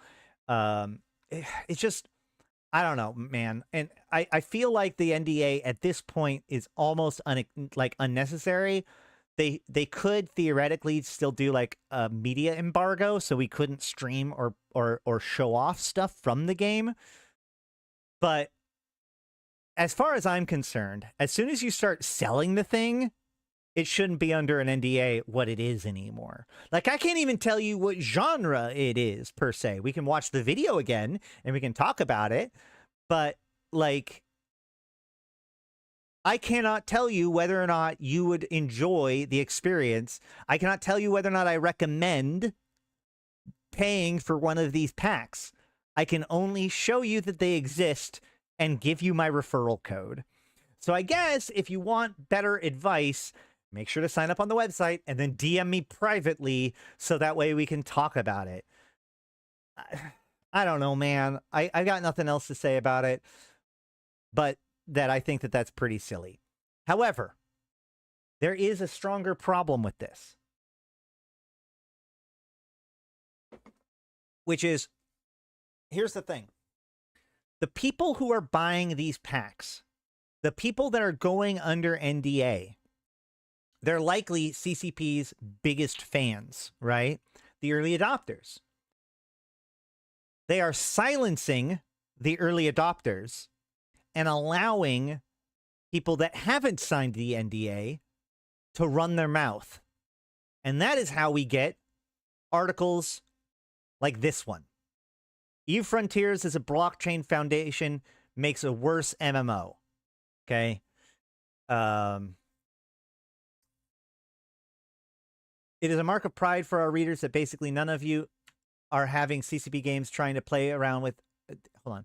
It's a mark of pride for our readers that basically none of you are having CCP games trying to play around with the idea that Eve Frontier shouldn't be called a blockchain game. Seriously, no one is buying this. This comes back from a previous article where CCP does not want you calling a blockchain game.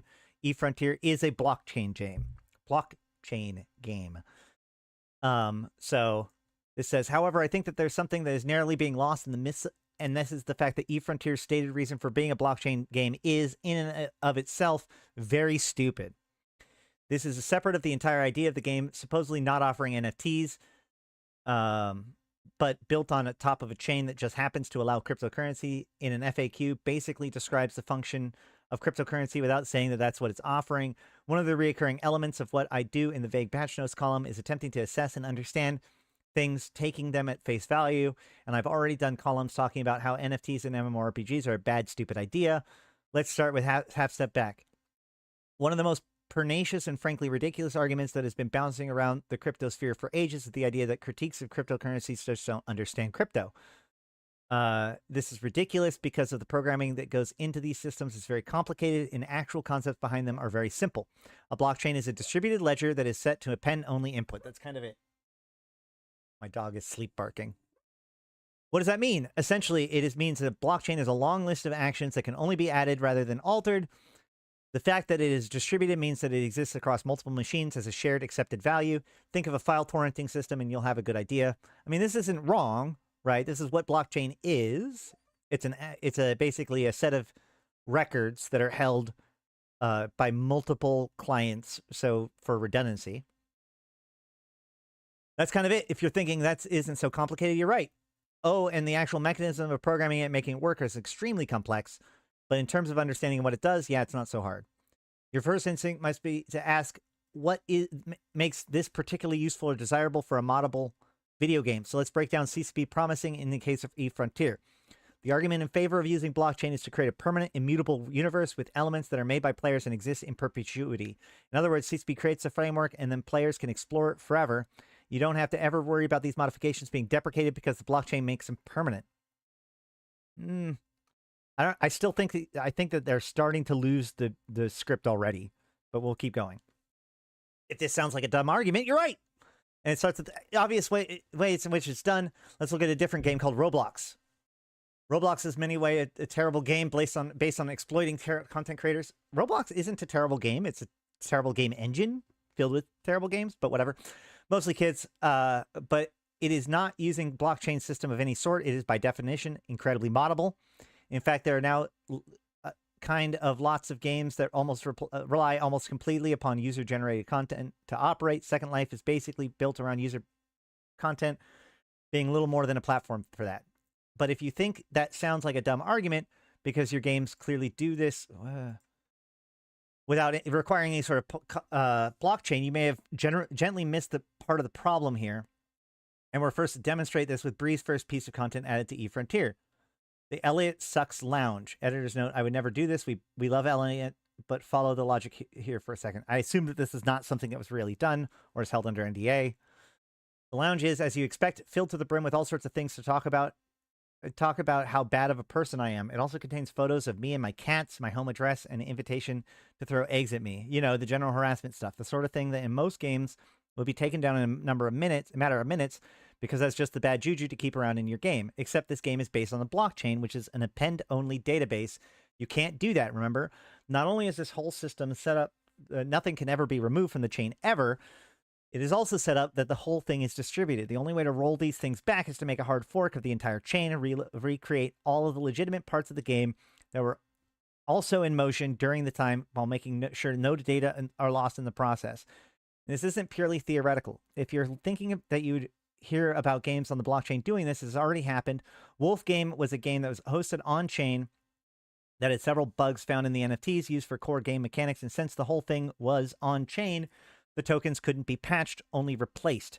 So the developers tried to remint identical fixed tokens for everyone, and it went so badly that this is why you don't ever hear about it. The reason why this doesn't come up more often is because usually these ideas crash and burn long before you bring in the bottom line of suckers. Hey, there's no reason to assume that CCP would keep all of that stuff on chain, and that's the legitimate point to make. We do not actually have a full picture of what will and will not be on chain, but that's also not the point. If you're storing anything on chain outside of the cryptocurrency, the chain is a uniquely terrible place to put it because anything broken cannot be altered. It can only be replaced. Forget harassment on anything like that. What if someone accidentally makes a bug content that permanently damages your character in some way? You can't patch it if it's on chain. The reason why most NFTs just link to an image file stored for regular servers is because putting these things on chain makes it actually less accessible. It is a tool that does not work well for doing so. Okay, great. Let's look at a couple things here. First of all, they're absolutely correct that blockchain is an append only. However, they are somewhat wrong by its relationship with Eve Frontiers, because remember that like Eve Frontiers is also a game, right? That has these, that basically accepts these blockchain based data points, but what they do with it is up to them, right? Your stuff can still be destroyed. Just because you've minted it on the blockchain doesn't mean it can't necessarily be destroyed or altered or whatever. It just makes a permanent record, or it makes it a record that is independent of the databases or whatever of the game itself. So it can be sold as its own commodity, which is the big piece to all of this. So while it operates independently of the game, technically speaking, operates independently of it as well. So you could theoretically address stuff as long as the game was prepared to, it could theoretically modify the bit on the blockchain. There are solutions to this problem, even if, because the big problem is that if this thing, like this insult machine was created, and they want to get rid of it, they can't really get rid of it. All they can do is append to it, right?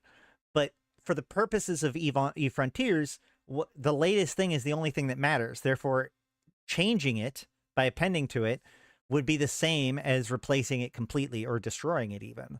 So there aren't necessarily, that isn't the corner that they seem to suggest it is. In addition to that, like this idea that like the NFTs are just a link to an image file stored on a regular server isn't because of the fact that that's an easier way to do it. It's that Ethereum blockchain, which is what a lot of those NFTs are minted on, only has a very limited amount of room on any given cell. Therefore, like posting an entire JPEG on there would be a lot, but posting a URL isn't so bad. So, you know, we might be limited by how much we can put in any given block, but that's not the same thing as what he's really complaining about. So we have another article that was written by somebody, and I have talked to CCP and verified that this article is all stuff that is not NDA. So let's go ahead and check this out. Eve Frontier, the upcoming space survival simulation from CCP Game, may be poised to redefine the gaming industry. As a spiritual successor to the legendary EVE Online, a game I've been playing on and off since 2003, this ambitious project seeks to push the boundaries of player agency and economic systems to virtual worlds. At its core lies CCP CEO Hilmar, a bold vision, quote, "At CCP, our mission is to have the EVE universe outlive us all, EVE forever." To appreciate EVE Frontier's ambitious promise, it is worth recalling the legacy of EVE Online. Launched in 2003, EVE Online is a sprawling, space-based MMO that became legendary for its complex design, driven economy, massive fleet battles, and ruthless sandbox gameplay. Set in the distant galaxy of New Eden, players piloted spacecraft to explore, trade, mine, and wage war, all within a persistent universe shaped by their actions. This game's iconic mechanics, corporations, alliances, and intricate political systems made it a living testament to the power of emergent gameplay. Building on this foundation, EVE Frontier charts a bold new course. It presents a galaxy shattered by the gravitational forces of three supermassive black holes. Once thriving civilization, this region now lies in ruins, overrun by rogue AI that corrupts and consumes all in its path. Players awaken as survivors in this hostile expanse, scouring resources, forging alliances, and working to rebuild society from the ground up. You can see some stuff going on. There's some ships doing some stuff. Somebody got blown up. Somebody's warping in. Eve Frontier introduces innovative gameplay systems that distinguish it from traditional MMO. Digital physics. The universe runs on fixed physical laws where every action demands energy fuel. This mechanic deepens resource management and survival strategies, making decisions impactful. Smart assemblies. Players can design and program customizable objects, creating intricate structures like storage units and defense systems. This feature empowers players to shape their bases and interact with the world in unprecedented ways. And dynamic combat. Tactical and skill-based combat is cornerstone, requiring manual piloting and sharp situational awareness. Asteroids and massive structures can provide cover, introducing a strategic layer to battles. Blockchain integration, a game changer. Perhaps the most revolutionary aspect of Eve Frontier is an integration of blockchain technology. This bold approach enables player-created currencies. Players can develop their own cryptocurrencies. Player markets. Players can establish economic zones with custom rules. And real-world value. In-game assets gain tangible economic worth. The game introduces two primary tokens. The Eve token, a utility token on Ethereum blockchain, and the Lux token, the in-game transactional currency. Eve on CCP Games also plans to open source its proprietary Carbon engine, inviting players to develop and expand the game world. Like tools like Solidity, the Mud Framework, and Redstone allow... These are Solidity, Mud Framework, and Redstone are crypto stuff. Allow for player-driven innovation, from creating mission systems to private economies and automated resource networks. Let's take a closer look at some of these tools. As a software developer, one of the things I'm most excited about is the robust set of tools and languages that will be used to create custom content and functionality within the game. The primary framework for player-driven development in Eve Frontier is called Smart Assemblies. Players can utilize the following rules and languages for the development of Eve Frontier. Solidity. This open source programming language is the primary method for coding functionality into smart assemblies. Mud Framework, a specialized smart contract development framework designed for creating autonomous worlds on Ethereum-based blockchains. Carbon Engine, CCP Games' proprietary game engine, which will eventually be open source to allow players to program in the in-game world. And Redstone, an L2 blockchain designed for permissionless and open software development. Using smart assemblies, players construct smart storage units, marketplaces, quest hubs, and bounty systems. Smart turrets, customized target systems. Smart gates, warp gates with programmable access. And industrial units, facilities for crafting and manufacturing. These mechanics offer limitless creative potential, empowering players to shape the universe based on their imagination and technical skills. Challenge ahead. While Eve Frontier undeniably ambitious, significant hurdles remain. Blockchain skepticism. Let's face it, blockchain gaming carries baggage.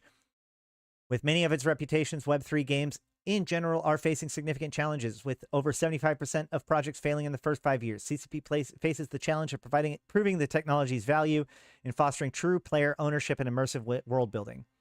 Community fragmentation. EVE Online community, fiercely loyal and vocal, may, and it seems already, view Eve Frontier with suspicion, especially if it appears to detract from ongoing development of the original game. Man, there's nobody... One of the biggest reasons why all of the CCP games projects besides EVE Online have been stymied has been because of the EVE community shitting on anything that CCP does that isn't EVE Online.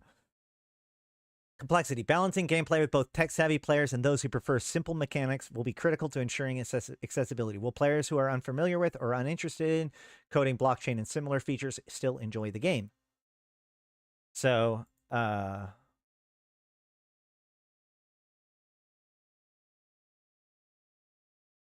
don't know if any of this is necessarily worth looking into.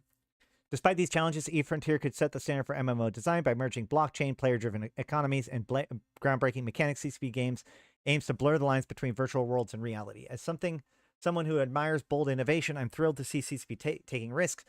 While past efforts like Eve Valkyrie and Eve Echoes were met with mixed success, Eve Frontiers is by far the most ambitious extension of the Eve universe yet. I highly recommend reading the game's thorough white paper for a deeper dive into its design and goals. Currently in closed alpha, Eve Frontiers holds the potential for transform gaming Whether it fulfills its lofty promises remains to be seen, but one thing is for certain, the project represents a new frontier, not just for EVE Online CCP games, but for the entire gaming industry. Everything here is strictly by open public information. And then there's also EVE Frontier is not really a blockchain game, no more than EVE is a database game. CCP hopes that you'll give crypto a chance for a space sim with tactical combat bordering on survival horror. And yeah, that is a big thing. It's just that like EVE Online is EVE Online is a database game in the fact that like all of the stuff that's in the game is stored in databases. The blockchain gets involved to kind of separate the stuff out from being, instead of being on EVE's CCP's one database server, it's now stored on a blockchain-based data structure, right? Which is just a different way of dealing with data, and it insulates itself from the game itself by a certain measure, which allows people to interact with it independently of the game itself, right? Like you can sell the access to the token without necessarily doing anything inside of the game per se, right? Now, how that actually affects things, I'm not 100% sure yet, but the point that I'm trying to bring up here is that this guy doesn't necessarily know what he's talking about when it comes to how the blockchain will be used. And that is the point that I'm trying to make when it comes to this whole NDA thing, right? I would be able to give you more solid answers about my feelings about where the blockchain is going and how it connects to the game, et cetera, et cetera. I could, you know, assure you, or I could confirm things, but I can't do any of that because I'm held under NDA. And so these people who don't necessarily know what they're talking about can just claim whatever they want to claim, and the people who will know better aren't allowed to talk about it. And that really concerns me because as this guy rightfully pointed out, the EVE player base is pretty hostile to non-EVE Online games. And so people fucking lie about things that are going on in EVE Online. You think that without any proper ability to talk to the opposite, people aren't going to make up whatever the hell they want to about what EVE Frontiers is and is doing? I'm telling you, man, like, I get the point of having an NDA, but I think that the longer that we are having an open NDA where anybody can access it by just getting onto the website, while at the same time having people in the game dealing with stuff, people are possibly going to break the NDA. And a lot of those people, nobody's going to break the NDA to tell people how great it is. People might break the NDA to tell people how they don't like it.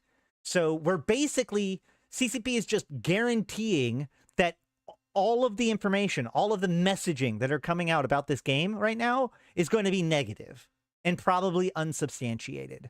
And that troubles me a lot. So please, CCP, please, let's reconsider our NDA and let us talk about it at least a little bit.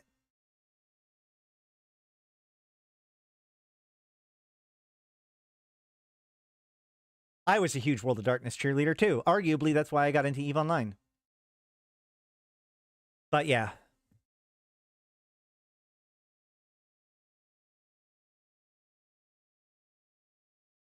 To say that EVE Frontiers is not is not CCP is it to claim that EVE Frontiers is not from CCP is to completely miss everything that CCP has said about EVE Frontiers and everything Hilmar has said about anything in the last decade.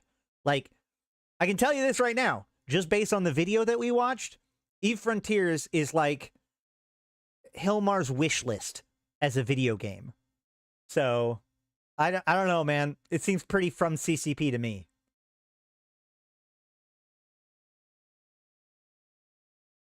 But yeah, I'm interested. Dude, wake up. This is Push from South Korea. Have you... Then why is the primary features of it what CCP Hilmar has been saying was the things that he would wish that EVE Online could have since 2019 before the company was purchased? Riddle me that. Also, South Korea didn't fund this game, if you didn't know. A16Z did and other crypto dudes. This has actually very little to do. You could argue, I would be willing to listen to the argument that Eve Galaxy Conquest is largely influenced by South Korea. Hilmar, again, these are based on what Hilmar has said about Eve Online in the decade prior to it being purchased as a company. I absolutely agree with you that crypto bought this game. Yep, I agree with you on that. A16Z or whoever has a ton of influence over this game. They paid him $50 million to make this game. That doesn't mean that Hilmar isn't making his wish list, his dream. What would Eve be if I could remake it today? You know? So, but again, I can't talk about it. I can't give you any details. I can't give you any firm answer. You do not buy the cow to drink the milk, bro. Okay. We've talked about this before. They're not buying the cow to drink the milk. They're buying the cow.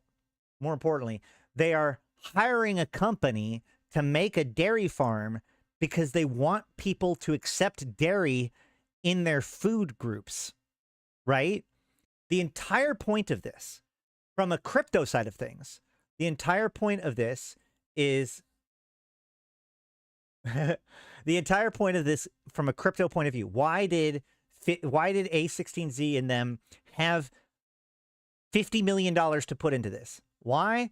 They're invested in crypto being considered a legitimate thing, right? Everything they do is to legitimize crypto. So if they can create a game that works with crypto, regardless of how separated it is, regardless of how it is sold, regardless of whatever, if they can make it not a complete disaster, then this is good for Bitcoin, right? It's not about the fact that they want milk. They want crypto games. They want there to be a crypto game that people accept as being okay or good. That's what they want. Okay? I get the crypto thing. I only stay away from it because of NetEase. NetEase has nothing to do with any of these projects. NetEase is Eve Echoes, not Galaxy Conquest or Frontiers. But yeah, this is what I'm saying, man. Like, we need to be able to talk about what this game is and isn't. And I get that the NDA is there to protect because it's in a very like bare bones pre-alpha state, but instead we're just allowing people to come to their own conclusions, which in my opinion is significantly worse. And that's my main takeaway from today's topic. Okay.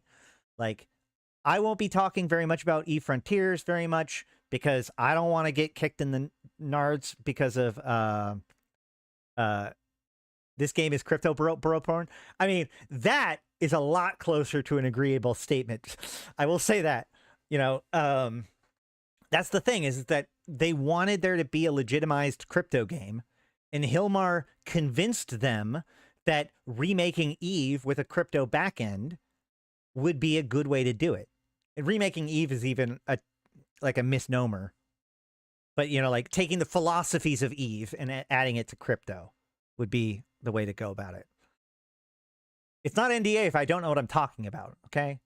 But, again, so I said last week that we were going to be going over the videos and stuff like that. The problem is that a lot of the videos that they're showing is under the NDA, so I can't actually talk about any of those things, or what the game is like, or if I'm enjoying it, or even if I'm playing it that much.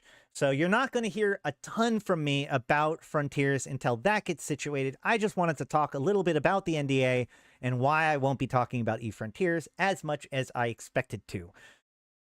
That makes sense? We good now? Okay, great. Well,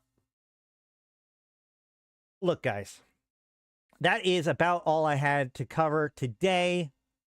I need to go check on my son to make sure everything's good. And I should be back tomorrow, probably. Message me for topics or whatever. I just hope there's actual roleplay. There's actual roleplay in EVE Online. In fact, everybody's roleplaying in EVE Online, whether or not they want to or not.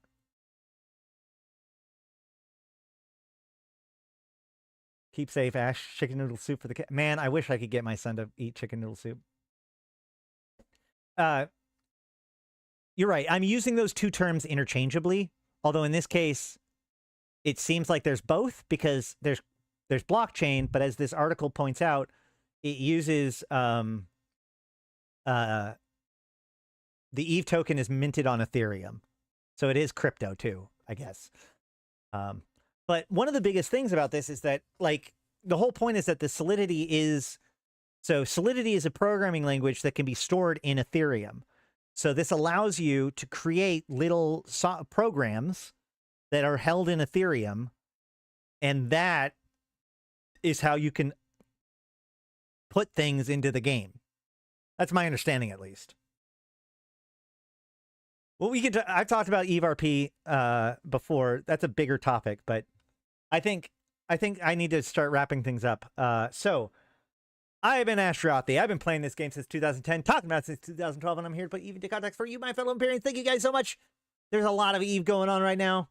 If you want to get involved, please come onto our Discord for the latest news and excitement. If you have not gotten your million free SP in EVE Online, make sure to use a link down below to get your free million skill points. And of course, with Christmas coming up, there is merch, including mugs like this and the cool software developer not equal tech support t-shirt. But all that said, I've been Ash Rothy, the voice of New Eden. Until next time, I will see you in space.